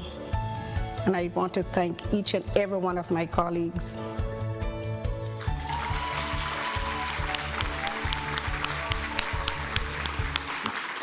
Well done, Ms. Kim, and thank you for your commitment to the civil service. During the month of September, there were 5 other persons who won Chief Officer's Choice Award. As you hear your name, please stand. Livingston Bailey, Ms. Carol Bennett, I saw you. Stand up, Miss Carol. Stacy Mae Jackson. Abigail. Very nice. Abigail Perez. And Miss Mahir Petkovsek. There you are. Congratulations, awardees. Our third and final moment of magic for the night recognizes the work of the Workforce Opportunities and Residency Cayman. Thank you. That is in the script.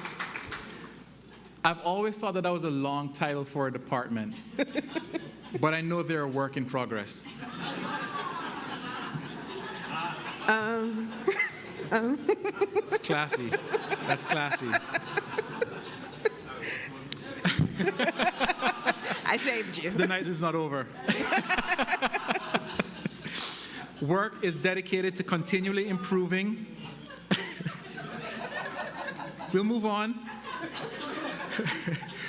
Work is dedicated to continually improving the way in which it delivers service to the public. Their efforts have resulted in a number of tangible achievements that can only be described as a collection of successes creating a moment of magic. Some of these improvements include significantly reducing the processing times for varying types of permanent residency applications by approximately 70%. That means, yes, that's worth clapping.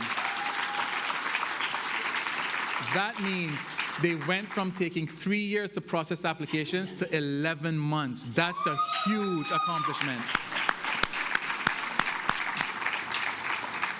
This change was the direct result of enhancing the capacity and capability of administrators, as well as the way in which work was allocated. There were also other innovations identified by a manager, Christy Hilton. I can already tell by that last name that she's a very amazing person. Christy identified ways to enhance the permanent residency point system calculator, which is developed to introduce standardization, improve accuracy, and enhance transparency for the processing of these applications whilst ensuring compliance with legislation. It is anticipated that the department will continue to see further improvements resulting in nominal waiting periods. Work has demonstrated continual positive responses from the Happy or Not customer satisfaction surveys with a 96% satisfactory rating throughout the majority of 2023. Not only has Work's call center achieved an impressive 91% call handling rate, but it has observed a reduction in the number of calls to the department since the same period in the previous year. Even more exciting are the improvements to the customer care counter service delivery as a result of the introduction of new technology for more efficient and effective processing.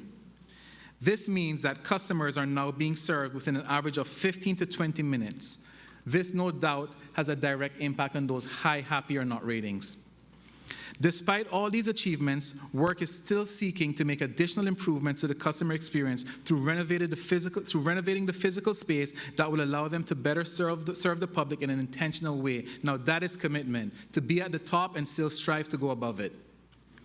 The Director of Work emphasized that these improvements only capture a portion of the achievement Work has made in 2023 in their ongoing efforts to ensure they deliver a world-class service. Thank you. A great deal of these improvements and ongoing performance is due to the commitment and hard work of staff members such as administrators Jennifer Bodden-Haylock and Anna Veach-Lee. Managers Sean Paradou, Saskia Dunkley, and Shari Powell. Deputy Director Alison Lovingood, Head of Customer Care Marcine Juman, and Managers O'Neill Roberts and Nettie Arch. Well done, Work, well done. I invite the representatives from Work to come forward to collect your award, along with the Chief Officer Howell and any other designated ministry representatives. As they're making their way, or as Charmaine would say, stepping up, I also invite the Deputy Governor who will be presenting the award to them.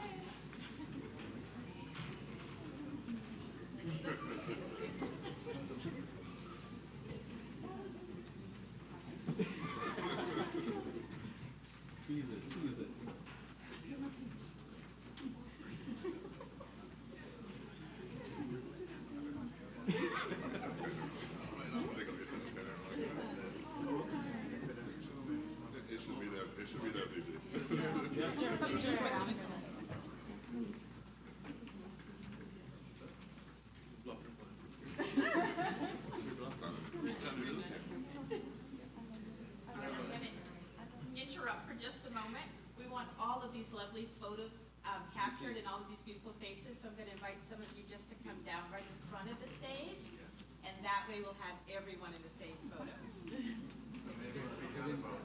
That way everyone will be seen. All right, Mr. GQ.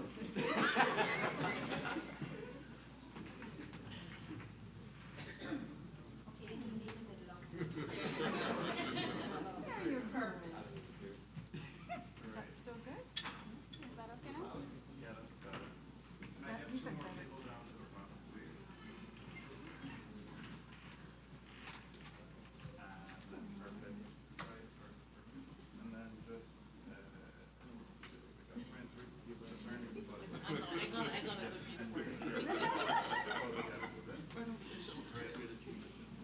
And then just create a little more space on this side. Just come over. Yeah, all the same thing. Yeah, all on the same place. Yeah. And if you're on this side of DJ, left shoulder to me. And it's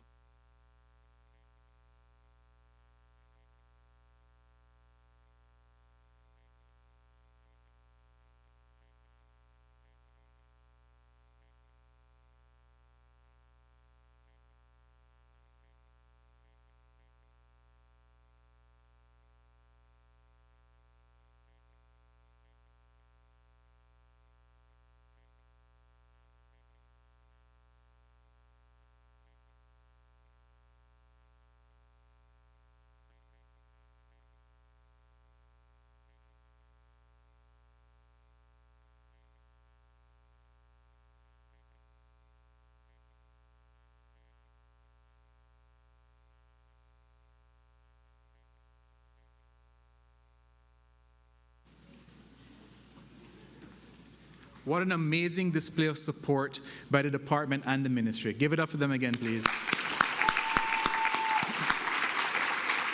And for clarity, it's Deputy Director Sean Paradou. So far, you've been an amazing audience. I just might get over my fear of audiences tonight thanks to you. Just might. We'll see how the night goes. And I must say, every time I look up, I look directly at the governor. She's always have this nice smile on her face. And that helps a lot. Thank you. Thank you. I love the supportive atmosphere in here tonight and the festive environment. And speaking of environment and awkward segues, the October Employee of the Month Award went to the Senior Geographical Information Systems Officer with the Department of Environment. Give it up for Mr. Jeremy Olenek. I turn your attention to the screen so we can hear directly from Jeremy. My name is Jeremy Olenek. I'm the Senior Geographic Information Systems Officer for the Department of Environment. It came as a real surprise. I had never thought of it as an option to receive this award, and I was really humbled and grateful to the senior management at DOE for nominating me, and it's nice to know that my peers feel that I contribute that much to the department's work. I'm proud of being able to represent the DOE and the Cayman Islands government. I think we're well respected around the region and internationally. I try to do my best to ensure that the accuracy of my work is as good as possible. I try to work successfully with different units within my department, so I'm lucky in that sense. I get to work with many different people within the DOE as well as outside researchers and other government departments. A typical day lately is I'm usually at my desk a lot doing modeling work or beach elevation modeling for a particular project. Also, I do a lot of internal IT at DOE, so I'm usually getting phone calls from people saying the printer won't connect, you know, that kind of thing usually. I also organize drone projects, and sometimes I get out to actually fly the drone. I used to do it a lot more than I do now.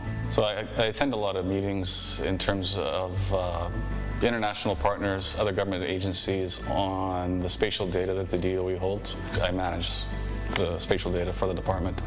So, and it's a very critical part of what we do. So what inspires me the most to give my best in my job is just seeing the people around me, how hard they're working every day. They're very passionate about what it is that they do. I think we're a good team. I'm a true believer in hard work, and the benefits of hard work will always pay off in all aspects of life. So I would say that the civil service in general is a very rewarding career. For my position in particular, I really enjoy the fact that I'm learning every day. Like I still learn pretty much every day something new. IT profession, the geographic information systems profession, those are professions that are really highly regarded by a lot of different kinds of companies and a lot of different departments. So that skill set is very widely used, and your potential for prospective jobs is all that much higher because of that. So that's what I would say to any young person considering this profession. What I would say to try to inspire colleagues that are having a tough day, try not to be too hard on yourself. Being grateful for the things that you do have. Focusing on small victories I find to be very helpful when I'm having a tough day. So that's what I would say to anybody having a difficult time. Like I mentioned earlier, that I work with such a great group of people, very passionate, good at what they do. So I consider myself very lucky. I'd like to thank Gina Ebanks-Petrie at DOE and Tim Austin, as well as Chief Officer Jennifer Ahern and Deputy Governor Mr. Manderson.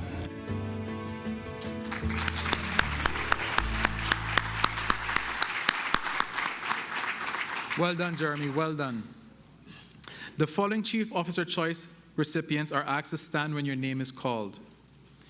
As we celebrate your accomplishments, and with a round of applause, we ask Ms. Brooke Bodden to please stand. Ms. Andrea Green, and Ms. Crystal Patterson. Well done, ladies, we're extremely proud of you. Our November Employee of the Month is from the Public Library Services. She is acknowledged for her accomplishments in developing exceptional leadership. So please put your hands together for Ms. Heather Jackson as we turn to the screen to hear directly from her.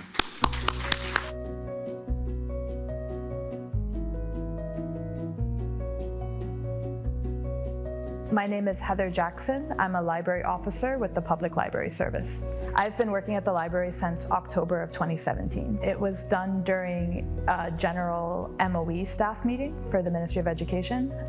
So I was asked to come to that meeting, which was a little odd. At the end of that, they brought me up to announce that I was the Employee of the Month, plus the Chief Officer Award for November.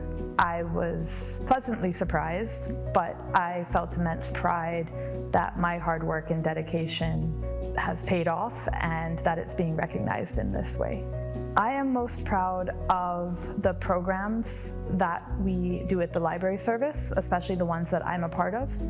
Seeing the success of them and the satisfied patrons, no matter the type of program, can be a reward in itself for all of the hard work, such as the research, the coordination, and the planning that goes into these programs with myself and my team. Every summer we have the Summer Reading Challenge. We also have programs for seniors, such as our Computer Basics and our Computer Essentials program. It's aimed at seniors, but it's available for anybody that would like to learn basic computer skills. I would say my team at the library service inspires me to do my best.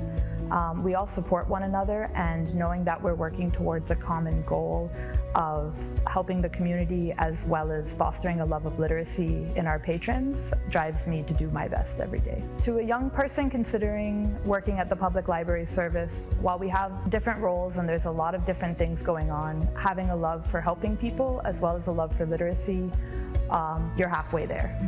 For any of my colleagues who may be going through challenging times, I would encourage them to lean on their support systems, whether in their personal life or at work, and that support is extremely important, and to not be afraid to ask for advice or for help if they need it. My entire team at the library, I'm very thankful for them. I wouldn't be here if it wasn't for them encouraging me to do better, and like I said, we support one another, so I would shout out my library team.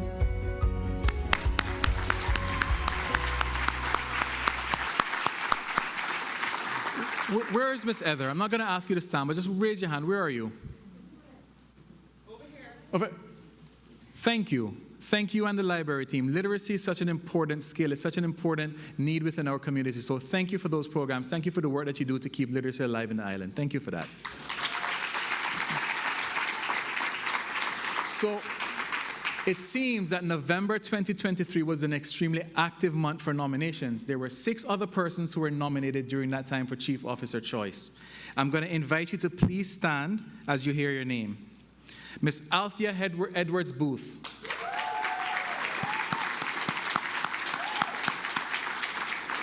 Miss Simone Morgan.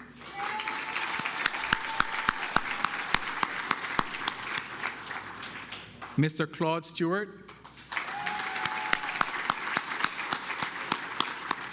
Miss Shanna Wallace. Mr. Desmond Whitaker. And Miss Donna Yen. Thank you for your excellent service. And finally, bringing in the Christmas chair, we have our December Employee of the Month Award recipient from the Department of Vehicle and Driver's Licensing for his pursuit of excellence in talent development. Help me to congratulate Mr. David Dixon.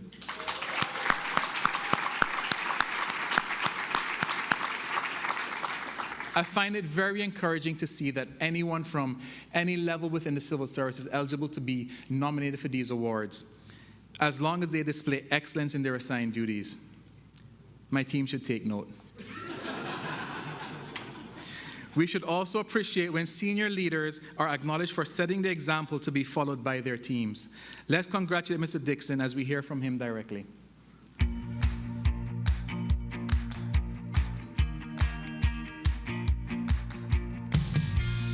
David Dixon. I'm the Director of the Department of Vehicle and Driver's Licensing since January 2003. When I was informed that I was the Employee of the Month for 2023 of December, I was elated for such a prestigious award and to have been chosen by my peers. I am most proud of my civil service career in motivating a team of dedicated and professional staff and to seeing them achieve their optimal potentials.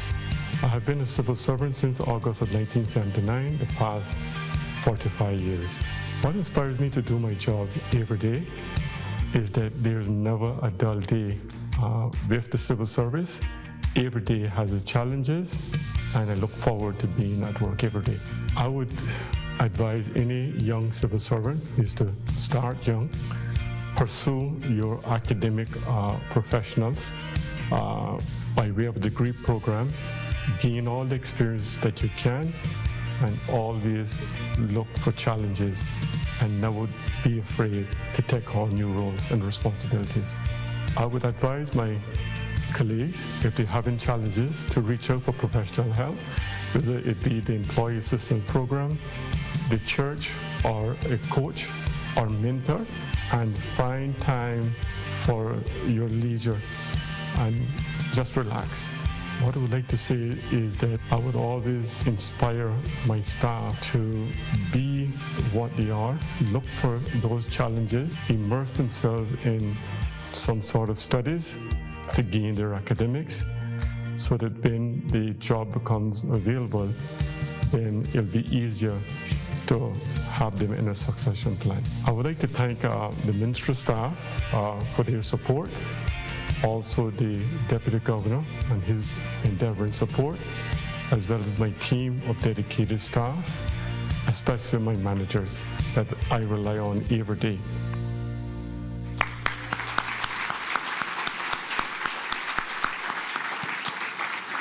Thank you, Mr. Dixon, for your commitment. There were 2 others who won the Chief Officer Choice Award for the month of December, and I invite them to stand as we call their names. Ms. Myrna Serrano.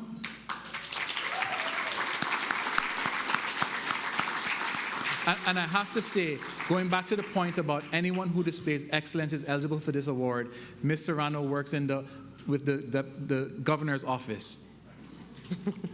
And Mr. Michael Woods.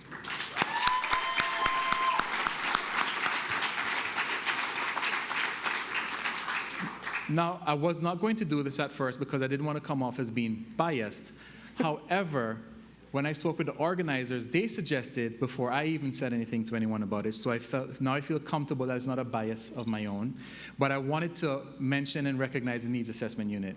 I used to work with that department, which is why I didn't want to appear as biased, but there are a number of nominees in the list tonight that came from the Needs Assessment Unit. I know from the time that I was working at the Needs Assessment Unit, Ms. Tamara has been very adamant and very consistent in also nominating persons to recognize their work. As the Deputy Governor recognized them earlier in the hard work and pressures that they face on a daily basis, and so to see that so many of them shine in that capacity, I think is an excellent thing. So thank you, and please continue to nominate yourself, Ms. Tamara.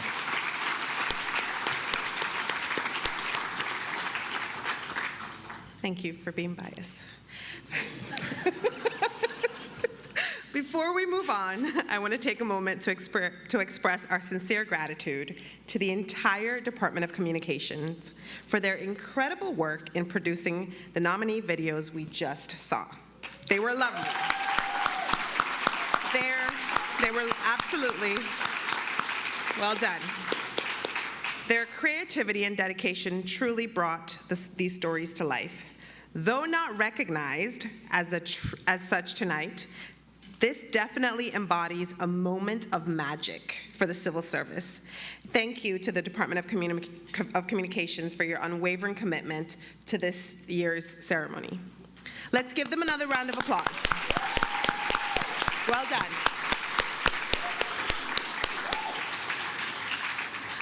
All right, Matthew, I think it's time we hand out some awards. What do you think? I think you're absolutely right. We've reached that point in the program where we call all of our 2023 Employee of the Month award recipients to start making their way to the stage, please. And while they are making their way down, we would also like to invite Her Excellency the Governor, Mrs. Jane Owen, to come to the stage to present them with their awards. Once you have received your award, we ask that you remain on stage until the last award is given so that we can take a group photo with the Governor and the Deputy Governor. We will call everyone up in the order that the award was received.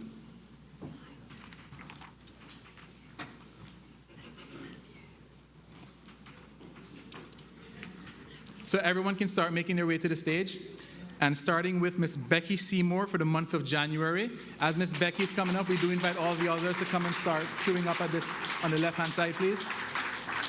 Great job, Becky. Now I would like to call Mr. George Hurlston, the winner for the month of February.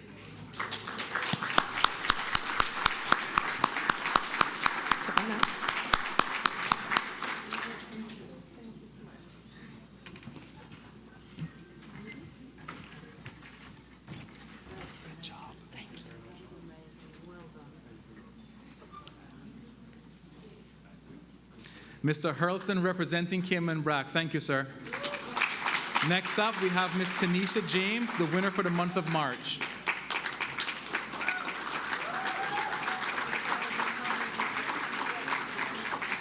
And for April, we have the very lovely Ms. Zani Rambran. Jani.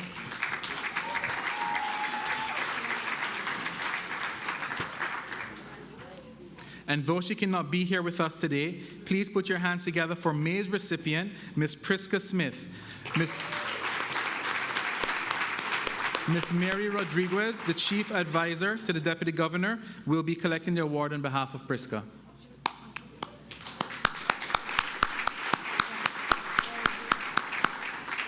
Now we will have the winner for the month of June, Ms. Anita Vachley, accept her award.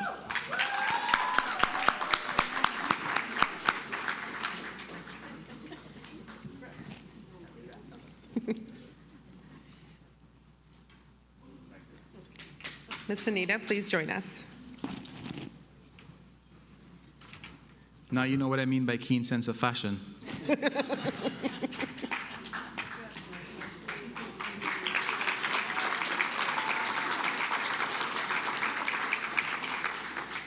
Following Ms. Veachley, we will have Ms. Audrey Hill, and though she's not able to be with us, her award will be collected by Ms. Allison Lovingood, her direct line manager and the person who nominated her.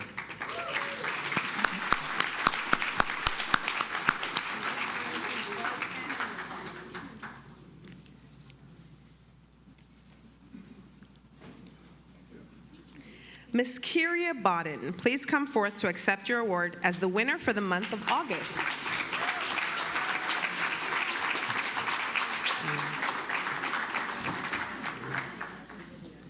You know, Charmaine, August is my birth month. I'm pretty sure I brought Kira some luck. Following Kira, we invite Ms. Kim Chin to the stage to collect her award for being the September Employee of the Month.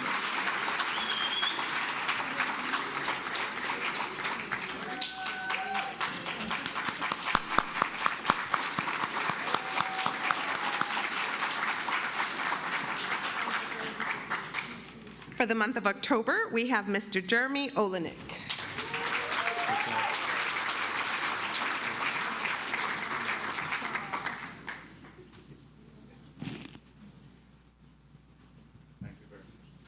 And following after Jeremy for the month of November, Ms. Heather Jackson.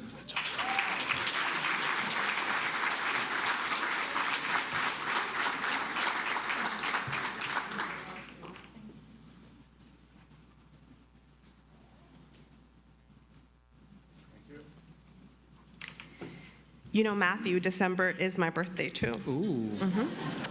And us December babies don't need much luck.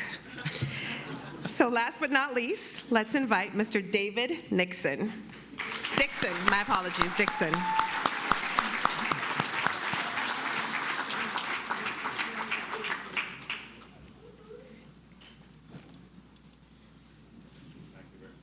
Congratulations, Mr. Dixon. Ladies and gentlemen, please give a huge round of applause for our 2023 Employee of the Year nominees.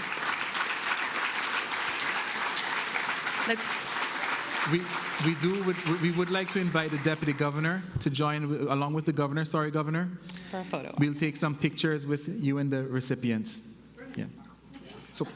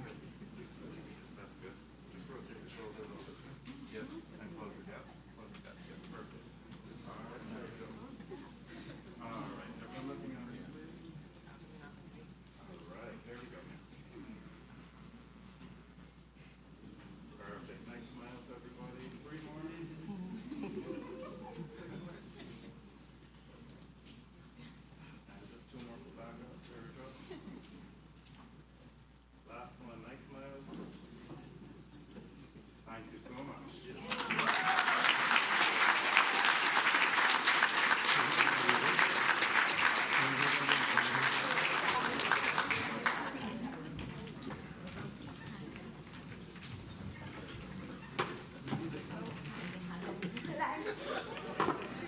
I know, right?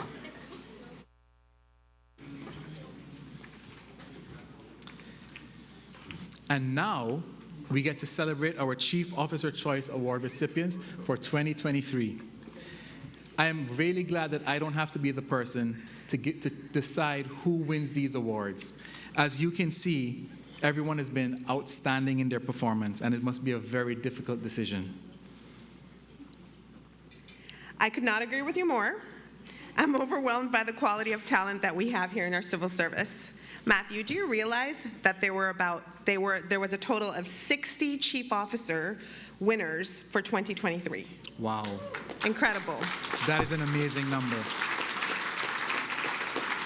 That also demonstrates that there are so many civil servants delivering a world-class service on a daily basis. So to not delay any further, we invite all Chief Officer Choice Award recipients to please stand as the ambassadors make their way around the room to provide you with your award. Please put your hands together as they stand.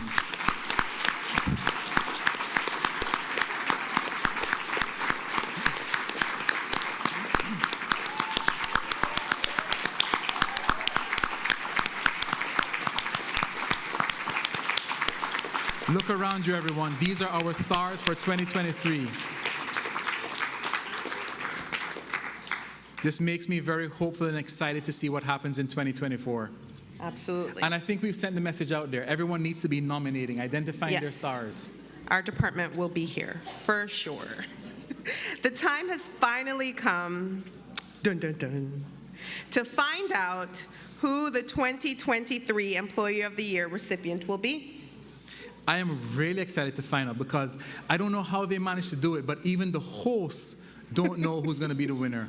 Charmaine, I told Miss Christine, I said, Miss Christine, I promise I won't announce the wrong person. Just tell me who it is. I guess they have as much faith in you as I do, Matthew. So without further ado, we want to invite Ms. Gloria McField-Nixon to come to the stage to announce the 2023 Employee of the Year winner. I have the goosies. Following Ms. Gloria's remarks, we asked the DG to come to stage to present the award. And following that, we'd like to hear some special words from our lucky winner, or hardworking winner.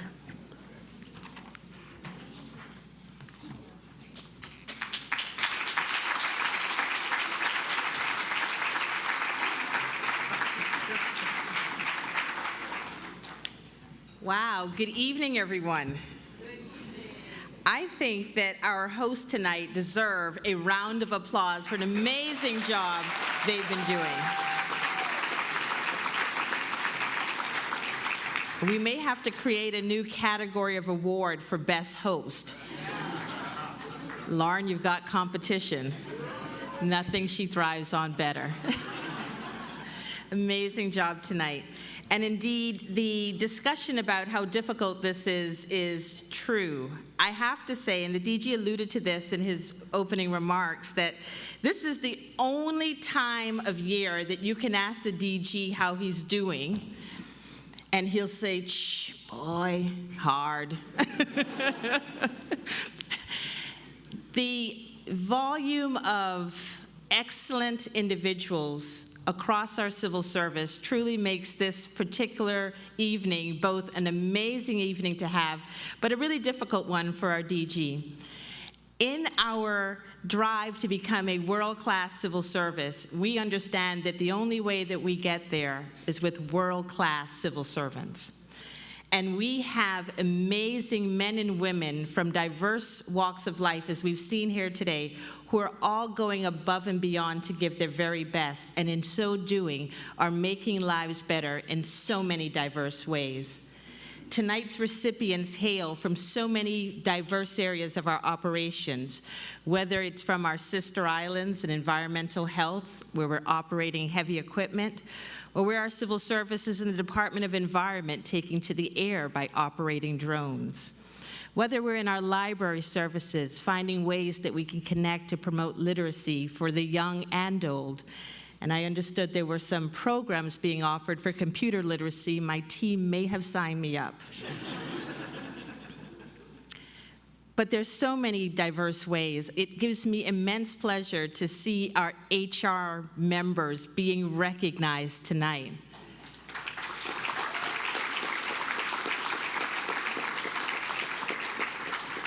Not to be outdone by those individuals who are within our finance community who make sure that our bills get paid and that we honor our commitments across our community. Yes. But also to those who are in administrative and legal services who make sure that government can deliver all the services that we commit to across our public. So tonight must represent one of the most diverse groups of individuals to be celebrated, making the Deputy Governor's job that much more difficult. So we get to how is it that we got here tonight? And as we've discussed, it begins with a nomination. This year, we've had the single largest number of nominations, over 60 individuals being recognized from ministries and departments across the civil service.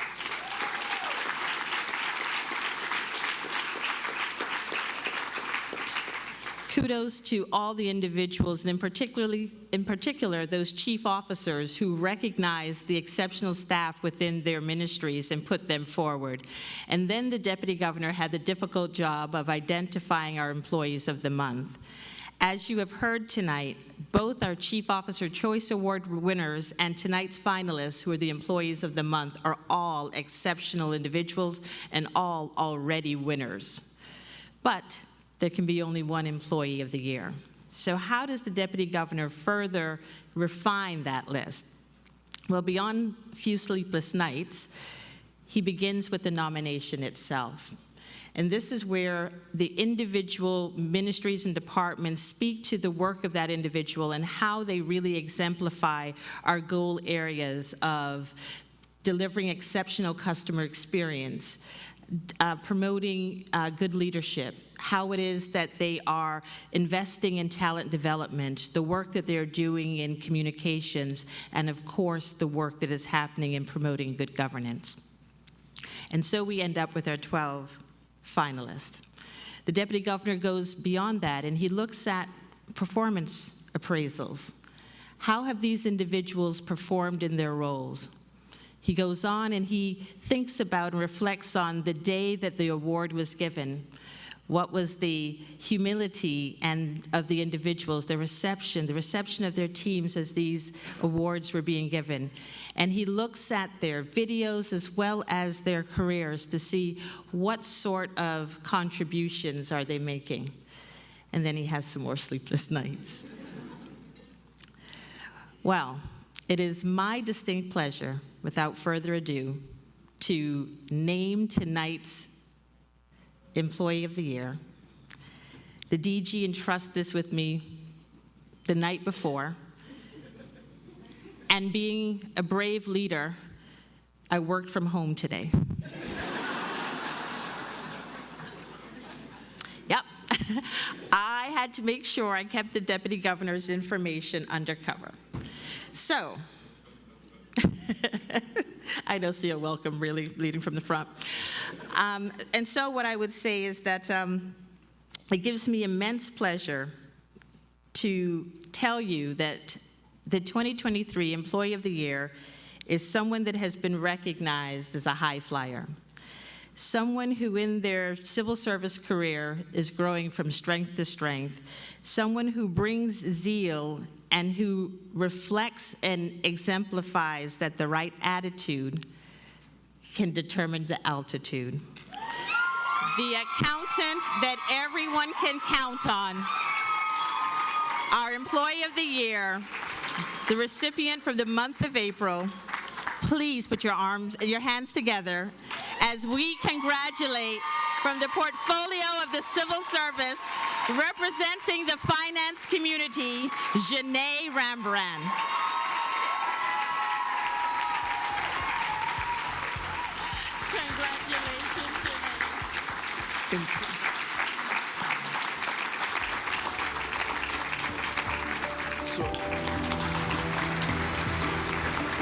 Congratulations.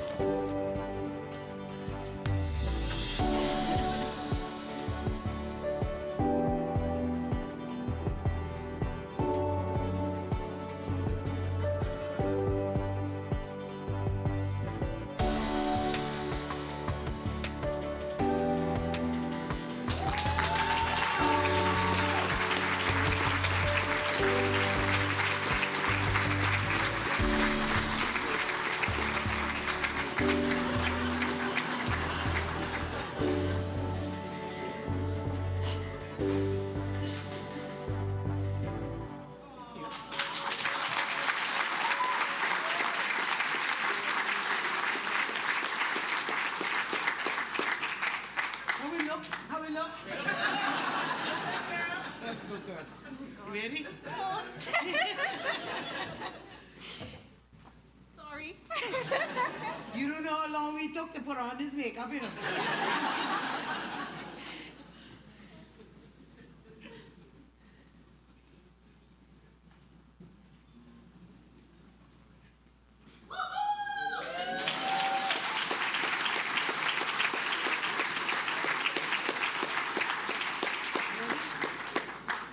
You gonna come on this side.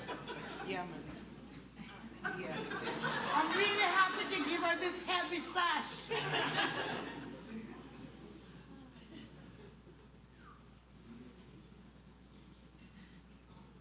Great, thank you.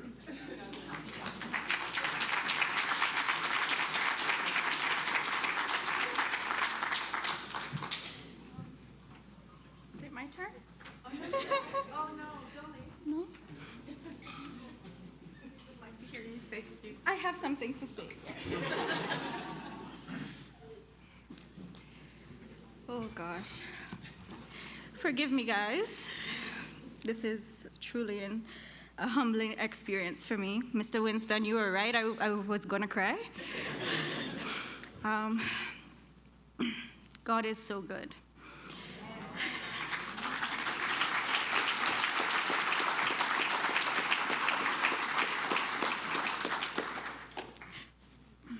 I won't keep you guys too long, I promise. Protocol having been established, good evening, everyone. In the words of Eleanor Roosevelt, good leaders inspire people to have confidence in their leader. Great leaders inspire people to have confidence in themselves. The latter has truly been my civil service experience, as I have been privileged to be surrounded by inspiring and confidence-building leaders, such as the Honorable Franz Manderson.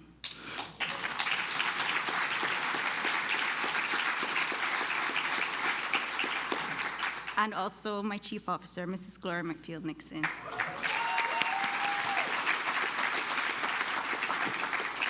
Your leadership bolstered my self-confidence and desire to be world-class, all of which undoubtedly contributed to me standing here before you tonight.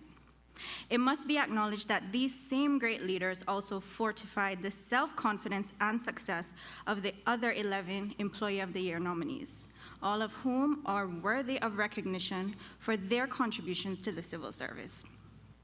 Fellow nominees, you have much to be proud of, and I ask that you continue to serve our country in the manner that earned you a place in this ceremony tonight. As you know, we are unique in the services we provide, as we are not serving a niche market or one particular group of people. Rather, we are serving every person who calls these beloved islands home.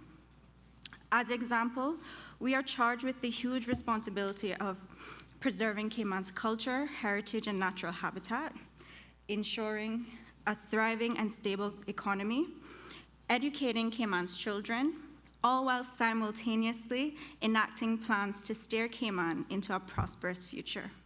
This is no light work, but it is work that fills me and my colleagues with an immense sense of pride.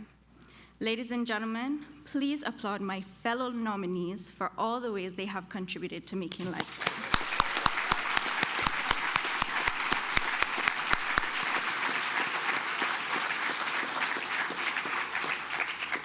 To the Deputy Governor, the Honorable Franz Manderson, thank you for your tremendous vote of confidence to take up the mantle of Employee of the Year.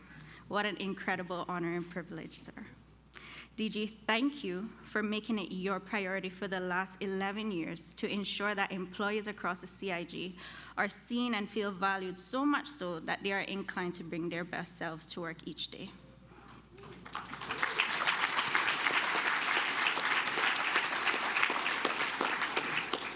Some of you may know my face, as I'm usually in a supportive role for this event, historically assisting with handing the awards to the governor and the deputy governor. I must say it was nice being on the receiving end this time. Last year, my colleague, Miss Lisa Gager, and I, we needed a table close proximity to the stage. And there was only one table that had enough space, and would you know that was the winner's table. 27-year-old me is so thankful for this award, but so is 18-year-old Janae, who joined the service in 2015 as a summer intern in the Ministry of Education. It would be remiss of me to stand before you this evening and take credit for what has truly been a community effort. I have been fortunate enough over the past 9 years to have had multiple persons mentor, coach, and empower me throughout my career. And I would like to take this time to thank them.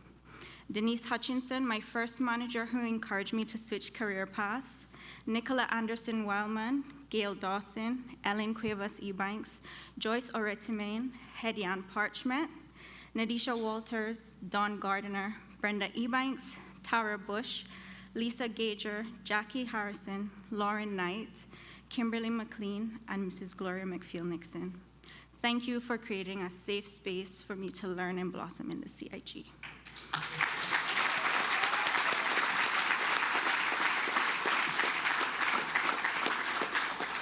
I am not certain when I will have the attention of so many leaders and persons of influence in the service again, so I'd like to take this opportunity to challenge you all to mentor or coach someone that you work alongside.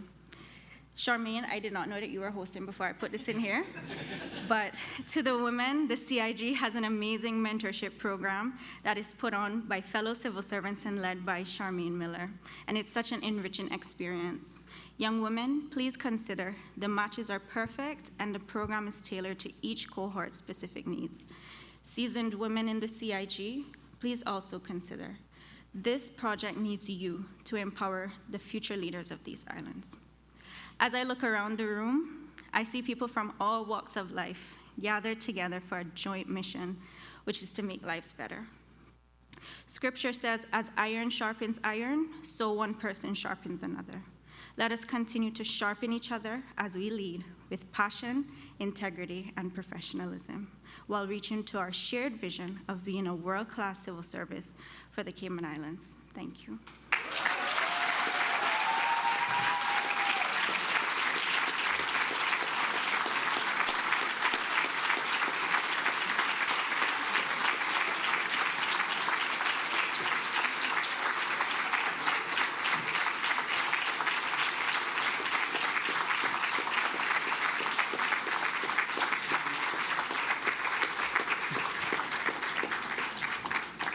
So humble yet so regal, so eloquent, so sophisticated. And I'm not talking about myself. Janae,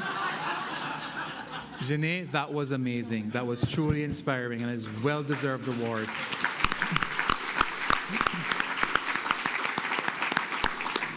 Earlier today, Charmaine said to me, I did people should drink. I did Yeah, I finally did We're one. done with that. Charmaine said to me earlier today, Janae came dressed like a winner.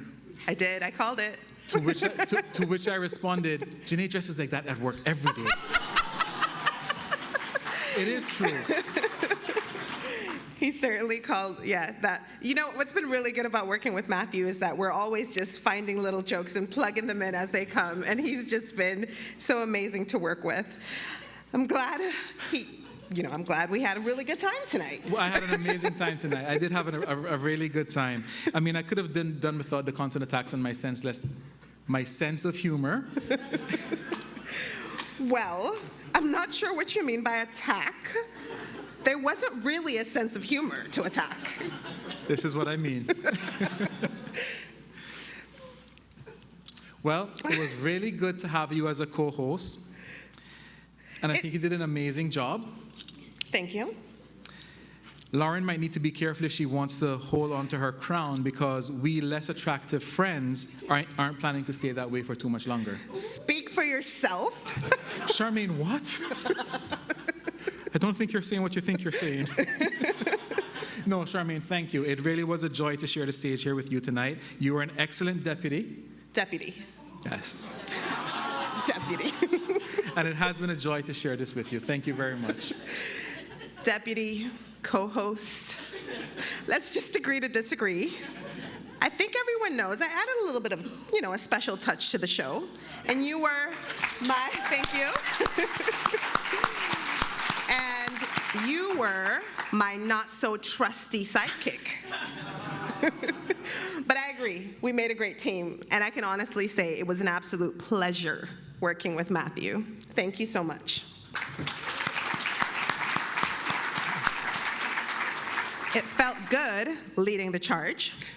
Hopefully your sense of humor doesn't impede any future appearances or opportunities for us, even if it is as a participant. And hopefully we don't end up unemployed tomorrow. I think we're safe, though. Miss Mary? Ma'am. But as my assistant was saying, it's time to give the vote of thanks. Congratulations to our 2023 Employee of the Year. All of the finalists, our Chief Officer Choice recipients, this has been a truly inspiring evening. A huge thank you for leading the way in creating a world-class civil service. Your hard work is truly making the lives of those we serve better. But tonight's event would not have been possible without the support and participation of a number of amazing people. We'll mention those now. Thank you to Her Excellency the Governor and the Honorable Deputy Governor for your support and vision in creating a world-class civil service. Thank you to the Honorable Ministers, Parliamentarian Secretary, and members of Cabinet, the Chief Officers and Managers at various levels. Thank you once again to the Department of Communications, who worked diligently to ensure a beautiful and well-run show. Thank you to Ms. Lauren Knight, who guided us. Thank you so much. And Ms. Zita May, as well as Mr. Nicholas Bell. A very special thanks to colleagues, family members, friends, and everyone who attended tonight to support the nominees.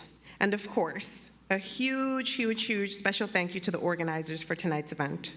Believe me, I know the countless hours and energy spent on developing and delivering an event of this magnitude. Congratulations to Ms. Christine Wright and the rest of the team. You did an amazing job. And our final announcement for the evening is to remind all of the Employee of the Year nominees and the new Employee of the Year, if you could please kindly stay behind so we could take some photos with you.